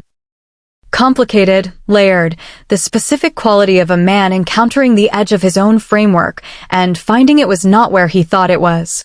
He bowed. Not performed. Not political. He bowed and said nothing more and was escorted from the hall by Riven's guards, and the door closed behind him, and the great hall of Blackridge exhaled. The blood moon rose at dusk. She felt it before she saw it. The land lifting toward it the way the sea lifts toward the moon, the ancient responsive pull of things that have always been in conversation with each other. The wild magic surfaced at the edges of her awareness, vast and patient and old beyond any reckoning she had vocabulary for, pressing toward her through the ground and the stone and the cold evening air like a tide recognizing the shore it was meant to reach. The site was 2 miles from Blackridge, in the forest east of the river. A clearing marked by 7 standing stones arranged in a configuration that predated every map Petra had shown her, that predated the maps themselves. She had felt it for 3 days.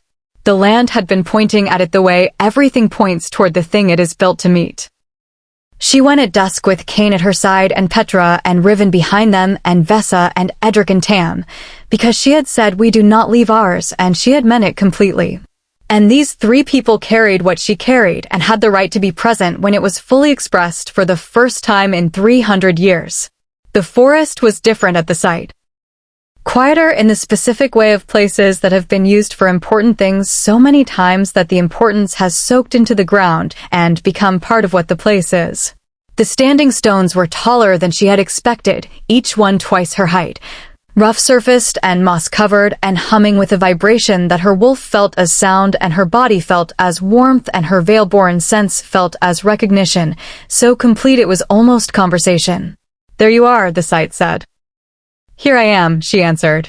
She walked to the center stone, the largest, set apart from the 7, worn smooth at its flat top by 300 years of nothing, and now, tonight, receiving her hands pressed flat against it with the simple attentiveness of something that has been waiting. The blood moon cleared the tree-line. Red and full and enormous against the winter dark, the sky around it deep with the specific quality of a night that knows it is significant. The wild magic arrived. Not as force as presence.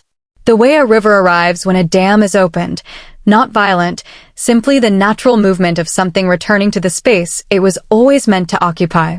It moved through the stone under her hands and up through her arms and through the bond to Cain and back to her and out into the ground in a radius that expanded with each breath, steady and certain and absolutely unhurried. She felt the 7 territories, all of them simultaneously. Not as a map, not as abstract geography, but as lived experience. Pack conflicts burning in the northwest like slow fires, generations of territorial dispute that had outlasted the memory of their original cause. Feral pressure at the eastern borders, wild magic sitting unbalanced in the places where no one had been present to receive it for a century. The 3 northern villages closest to Phoenix territory, cautious and tired and carrying a watchfulness that had been their inheritance for 30 years.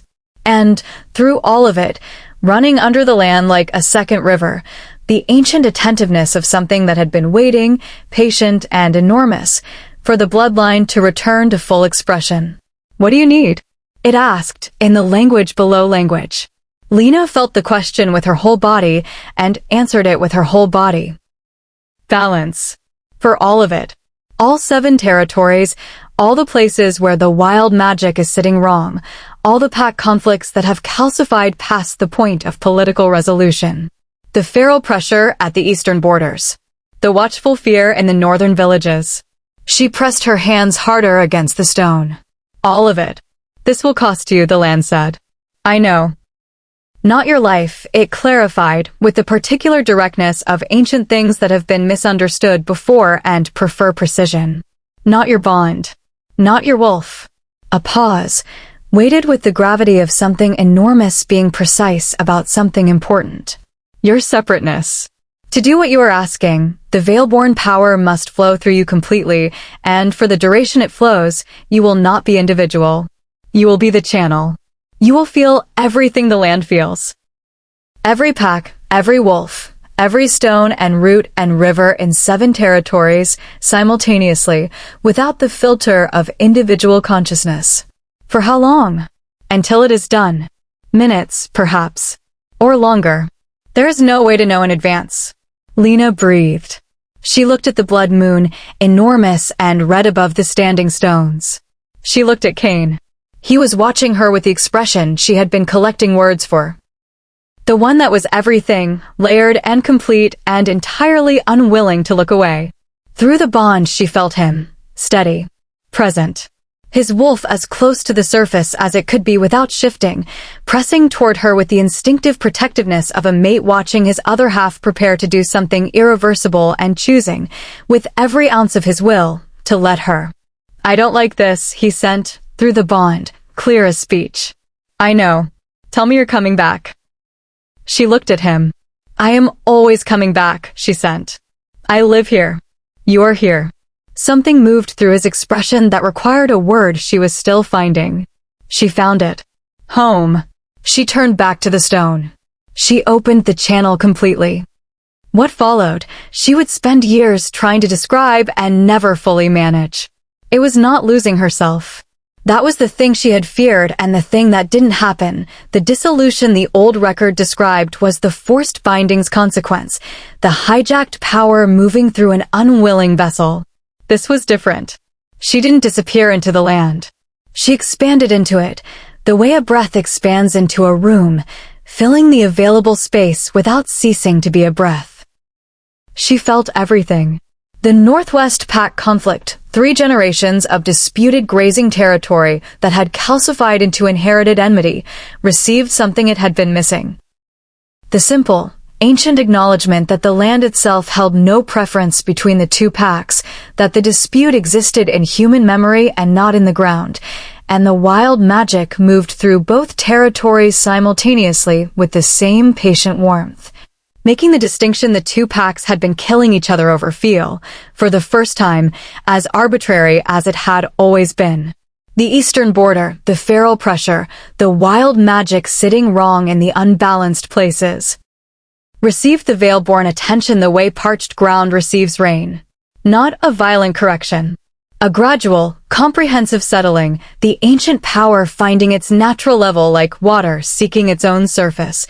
The feral energy losing the agitated quality of magic with nowhere to go and becoming, instead, what it had always been before the Veilborn bloodline was eliminated, part of the land's normal rhythm. Present. Contained. Not threatening. The northern villages. The watchful, tired fear, the 300 years of inheritance, received something that had no equivalent in human language. The closest Lena could find, afterward, was recognition. The land acknowledging them. The ancient magic that had been their ancestors' birthright returning to their territories, not as a claim or a demand, but as a presence, a warmth in the ground, the specific sensation of a place that has been held in care returning to itself. She felt Tam, at the edge of the clearing, go very still as the wild magic moved through the site and recognized his bloodline, suppressed and sleeping and young and exactly as ancient as hers, with a warmth that made the boy's breath catch audibly in the cold night air. She felt Vessa's wolf press forward instinctively, responding. She felt Edric, who had been quiet and careful and carrying something in his chest that had been there since the compound, release it, whatever it was, into the ground beneath his feet, and the ground received it the way the land received everything, without judgment, completely. And, through all of it, through every territory and every wolf and every stone and root and river, through the full vast expansion of the Veilborn awareness, moving across 7 territories in the span of minutes that felt like much longer, she felt Cain. Not diminished by the expansion. Not lost in it. More present than anything else in the full scope of what she was feeling. The bond was a thread she could find no matter how far the Veilborn sense extended, warm and particular and irrevocably her own, the specific frequency of him distinct from every other thing she was feeling, the way a voice you know is distinct in a crowded room. She held it. Through everything. Through the full weight of 7 territories moving through her, she held the bond the way you hold something that is both the most ordinary and most essential thing you own. The land said, "It is done." The wild magic receded, not withdrawing, exactly, settling, finding its new equilibrium in the territories it had just moved through. The Veilborn channel closed gradually, the way a breath releases, and Lena came back to herself. To her body, her hands on the stone, the blood moon above her, the cold winter air and the smell of pine and the sound of her own heartbeat. She was on her knees. She didn't remember going to her knees. Cain was beside her. She felt him arrive through the bond a half-second before his hands found her arms. The both hands grip of someone who had been waiting with the absolute controlled stillness of a man who had promised to let her do something and had kept that promise through what she suspected had been the longest minutes of his life. Lena. Her name in his voice. Her name in his voice at this particular frequency, which was not the Alpha King's voice or the careful controlled voice of a man managing his reactions, but the raw stripped voice of a person who has been very afraid and is no longer afraid and is letting himself know it. "I'm here," she said. She was. Completely. Herself, individual, present, and also changed in the specific way of things that have done what they were built for and are different for having done it. Not less. More. More fully what she was. She looked up at the blood moon. It was still red. It would be red until dawn. But the quality of the red had changed. The particular color of unbalanced, wild magic cycling through a blood moon had given way to something older, the deep crimson of a moon that had witnessed this before, across centuries, across every iteration of the bloodline that had stood at these stones and opened the channel and let the land be what it needed to be. "Good," the land said. Quiet now, the vast attentiveness receding to its normal hum. "Come back when you are needed." "I will," she said. "We know."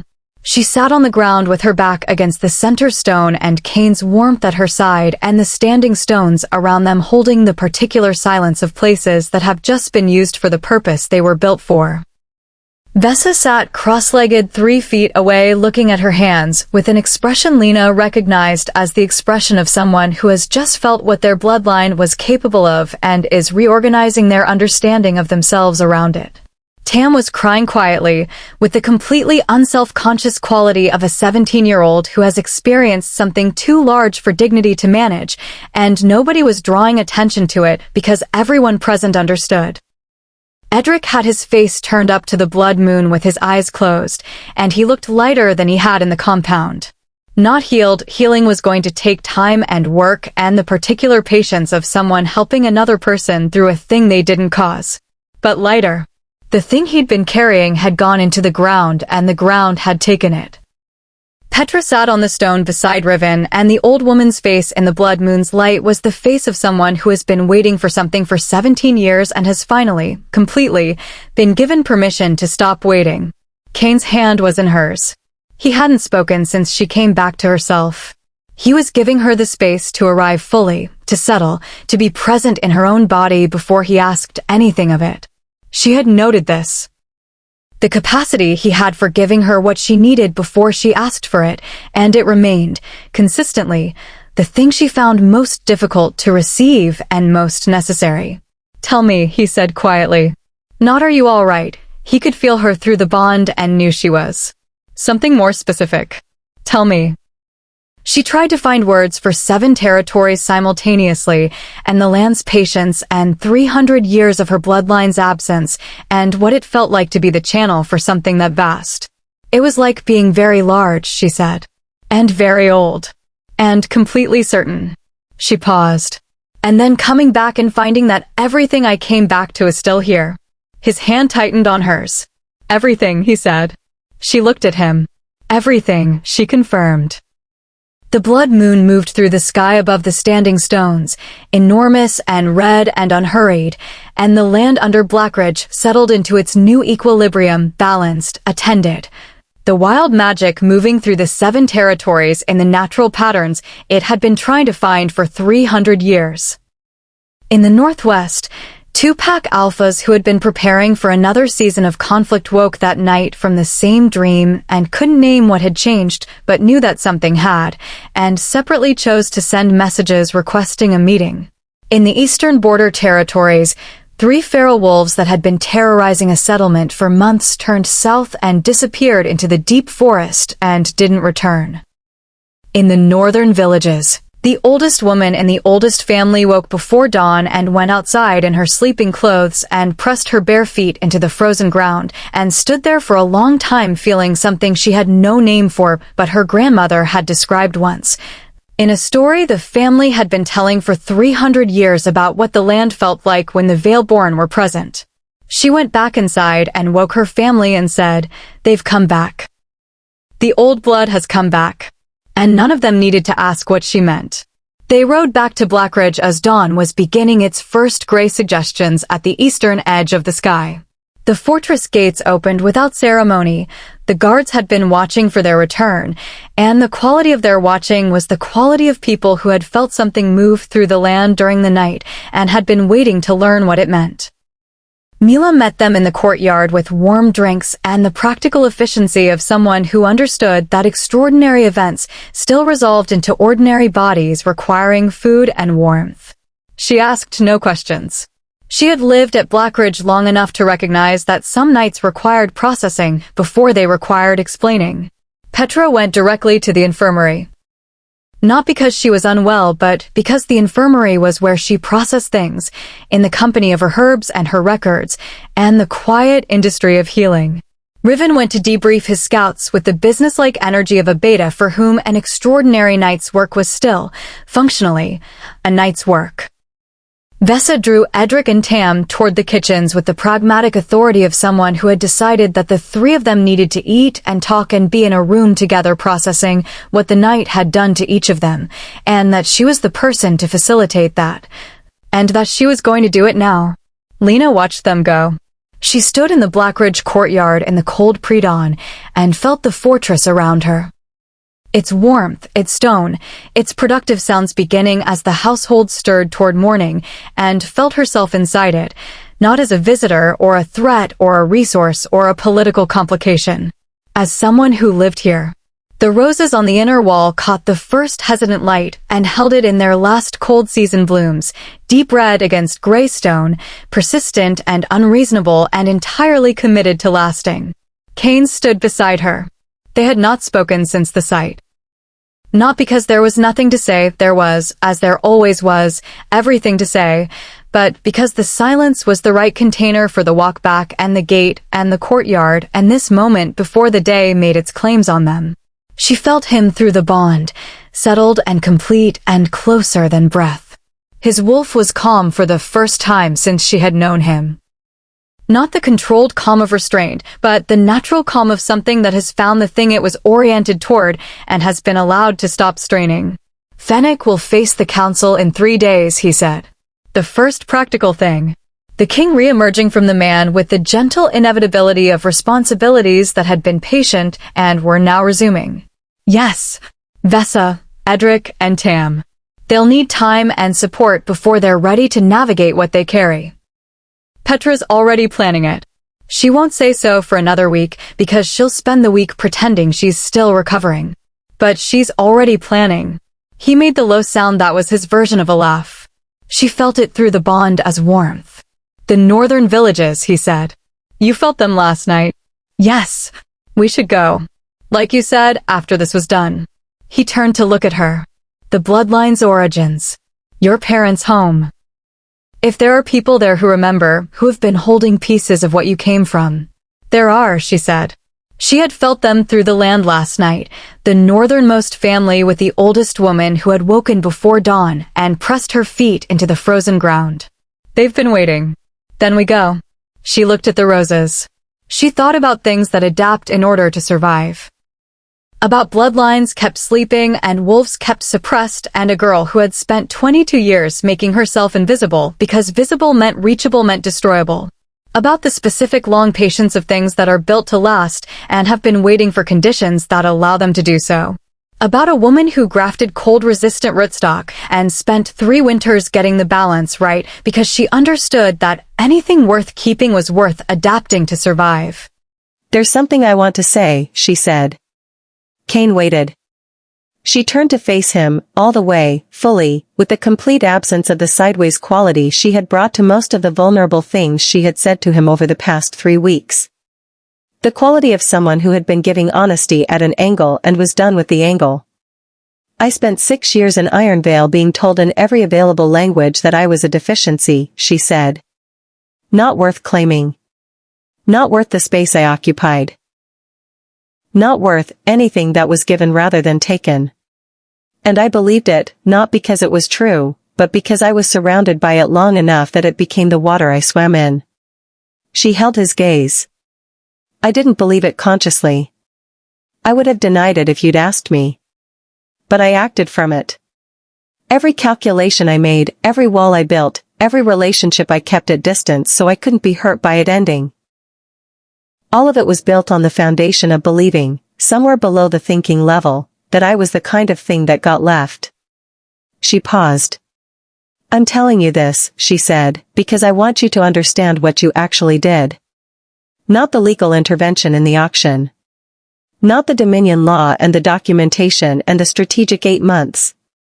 The thing underneath it. She felt the bond between them, warm and constant. You came through those doors and you looked at me. While I was standing on a platform being sold, and you looked at me the way you look at something that matters.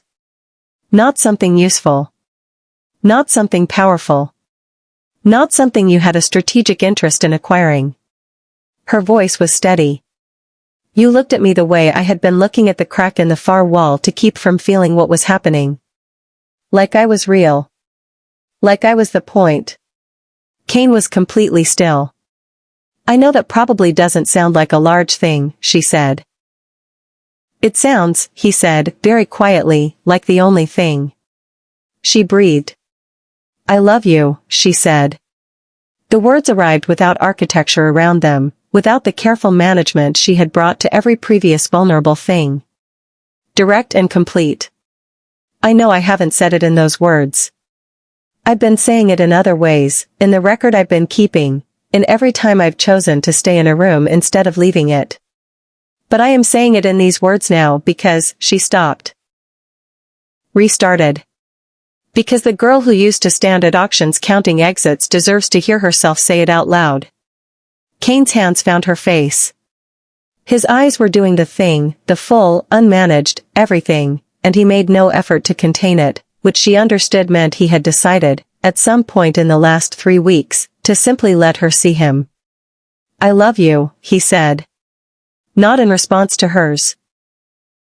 She could feel through the bond that it was not a response, that it had been waiting with the same patience as everything he did, waiting for the right moment to be said in the right way. I have been loving you from a distance for 3 years and from close-up for 3 weeks, and the close-up version is considerably more than the distance version, which was already more than I had vocabulary for. She laughed. Not the small, surprised sound that escaped sometimes without her authorization. A real one, warm and full, the laugh of someone who is genuinely happy in the uncomplicated way of people who have stopped working against their own happiness. He was smiling. The full smile, rare and transformative, the one that she had been cataloging since the breakfast table and which remained, regardless of how many times she saw it, the most disarming thing about a man who had made kings nervous for a decade. She kissed him, there in the courtyard in the cold pre-dawn with the blood moon fading at the sky's edge and the first real light beginning to arrive, and he kissed her back with all of it, all 3 years, all 3 weeks, the distance and the close-up and everything that came after.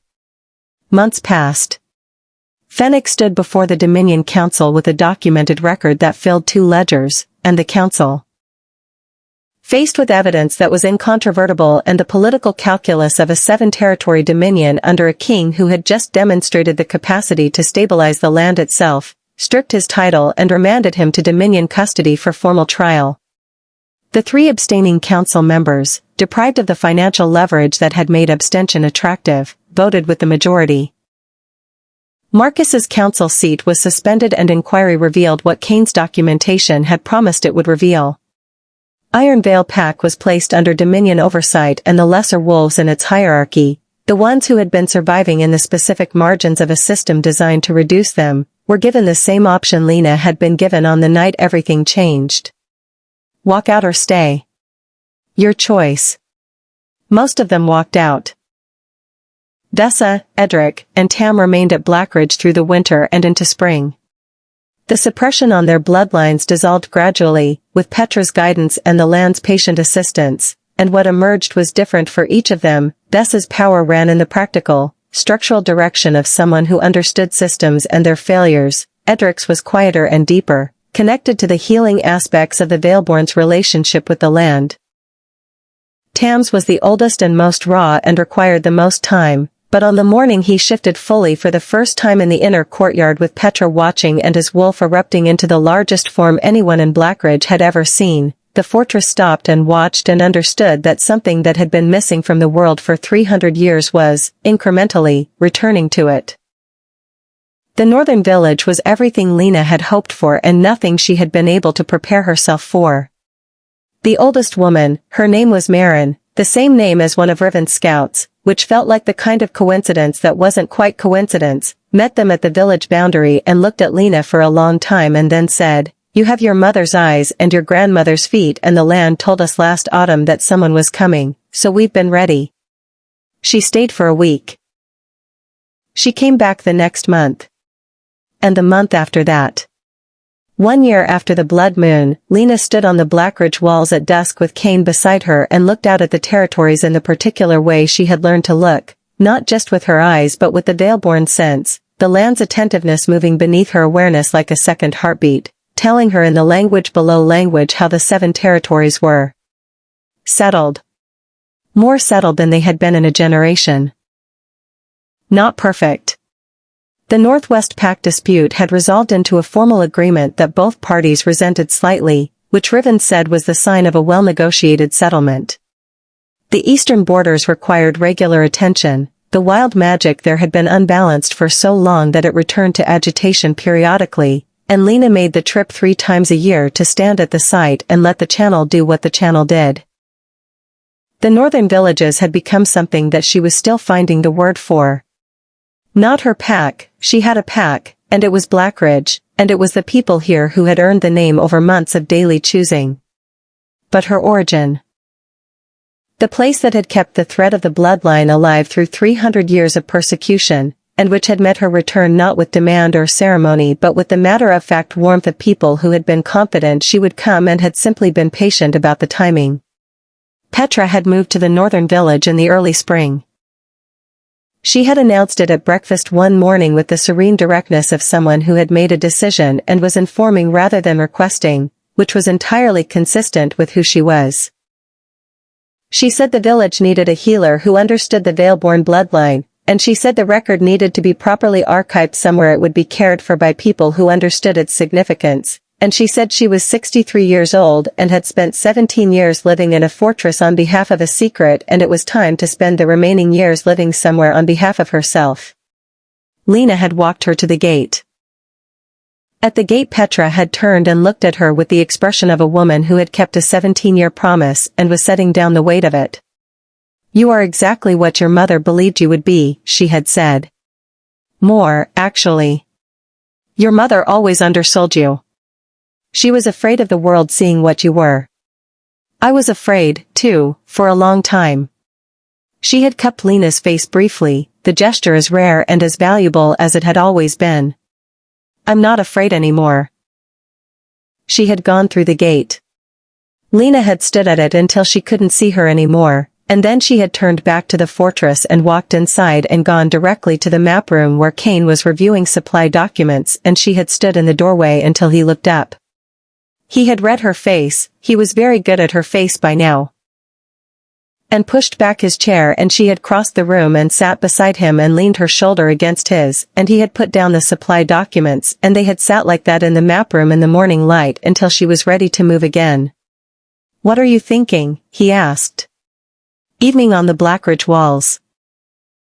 The dusk coming in from the east and the first stars beginning their hesitant appearance at the sky's edges and the territories below them quiet in the particular way of things that are well. "About adaptation," she said. He waited. "Your mother grafted cold-resistant rootstock so the roses could survive this far north," she said. "She spent 3 winters getting the balance right. And the roses are still there, still growing on that wall. Because she understood that the thing worth keeping and the conditions it was being kept in required some negotiation between them." She looked out at the territories. "I've been thinking about that a lot. About how the Valeborn bloodline survived 300 years of people trying to eliminate it, and how it survived not through resistance exactly but through adaptation. Going smaller. Going quieter. Accepting conditions that would have been unacceptable in better times because the alternative was not surviving at all." She paused. "And then the conditions changed. And it got to grow back into what it was actually built to be." She felt him listening. "I think I did the same thing," she said. "For 22 years. I made myself fit the conditions I had, and the conditions required me to be small and quiet and unreachable, and I was. And I was good at it. And it kept me alive." She turned to look at him. "But I don't need to be small anymore. And I've been learning that. Learning that the skills survival required don't have to define the shape of a life that isn't just surviving anymore." A pause. "I'm still learning it. I thought you should know that. That I'm still in the middle of it." "I know," he said. "I can feel it through the bond. Not as a problem. As motion. You're always in motion towards something. Does that bother you?" "It is my favorite thing about you. No hesitation. Clean and complete." She looked at him. He was looking at the territories with the particular expression of a king who was also, now, a man who had learned to let those two things coexist rather than requiring one to subsume the other. The work of the past year had done something to him that she had been watching with the same attentiveness she brought to everything she valued. The careful loosening of the armor, the increasing naturalness of being known, the way the rare smile had become less rare. She had done that. Them, together, had done that. The bond was not one-directional. "I want to tell you something," he said. She turned. When I was 20 and my father fell and they put the crown on my head, I had an advisor, old, very experienced, deeply skeptical of the situation, who told me that a king without a mate ruled a half-kingdom. He paused. I thought he meant politically. Succession, alliance, the social architecture of a ruling pair. I thought he meant it as a strategic observation. He looked at her. He didn't. He meant that a person who keeps themselves at distance from the thing they need most, whether because of fear or duty or the specific stubbornness of people who have learned to need no one, is operating at half their capacity. Not because the other person completes them in some mystical sense. Because being fully known by someone you trust is what makes a person complete. It was the only thing he ever said that I understood better the older I got. Lena was quiet. I understand it now, he said, in a way I didn't at 20 or at 29. I understand it because of you. Not the bond confirmed something that was already true. But you. He held her gaze. You learned me, Lena. From the beginning, with the same systematic attentiveness you bring to every important thing. You built a record and kept adding to it and made decisions based on evidence rather than hope. That is, you have no idea what that is. To be studied that carefully by someone who has every reason not to trust and chooses to anyway. She felt the bond between them, warm and sure and deepened by a year of daily choosing. I had very good evidence, she said. The corner of his mouth moved. You're adding to the record right now, he said. I'm always adding to the record. What does it say? She looked at him, at the man who had come through doors he wasn't invited through and looked at her like she was the point, who had prepared a horse before she said yes and apologized directly when he was wrong and knocked like a person at midnight and kept every promise he had made in a cold room with a fire burning low. It says, she said, that I was right about the one good reason being insufficient against the weight of everything else. He looked at her with the everything expression. And it says, she continued, that adaptation is not diminishment. That things that survive by going small and quiet and careful are not less for having done it. They're more, because they carried the essential thing through conditions that would have destroyed it if they hadn't been willing to become what the conditions required. She held his gaze. And it says that when the conditions change, when the thing that has been surviving is finally, fully allowed to grow into what it was built to be, it is extraordinary. Not despite the adaptation. Because of it. Cain was silent for a moment. Are we still talking about roses? He asked. We were never talking about roses, she said. He kissed her. The dusk settled around Blackridge and the stars arrived with their unhurried certainty and the land below them hummed its ancient steady note, attended and balanced and carrying in its ground the memory of every Valeborn who had ever stood at the standing stones and opened the channel and let the land be what it needed to be. And on the inner wall of the courtyard, the last roses of the season held their deep red color against the cold stone, persistent and unreasonable and entirely committed to lasting. Thank you for following Lena and Cain from an auction block to a kingdom.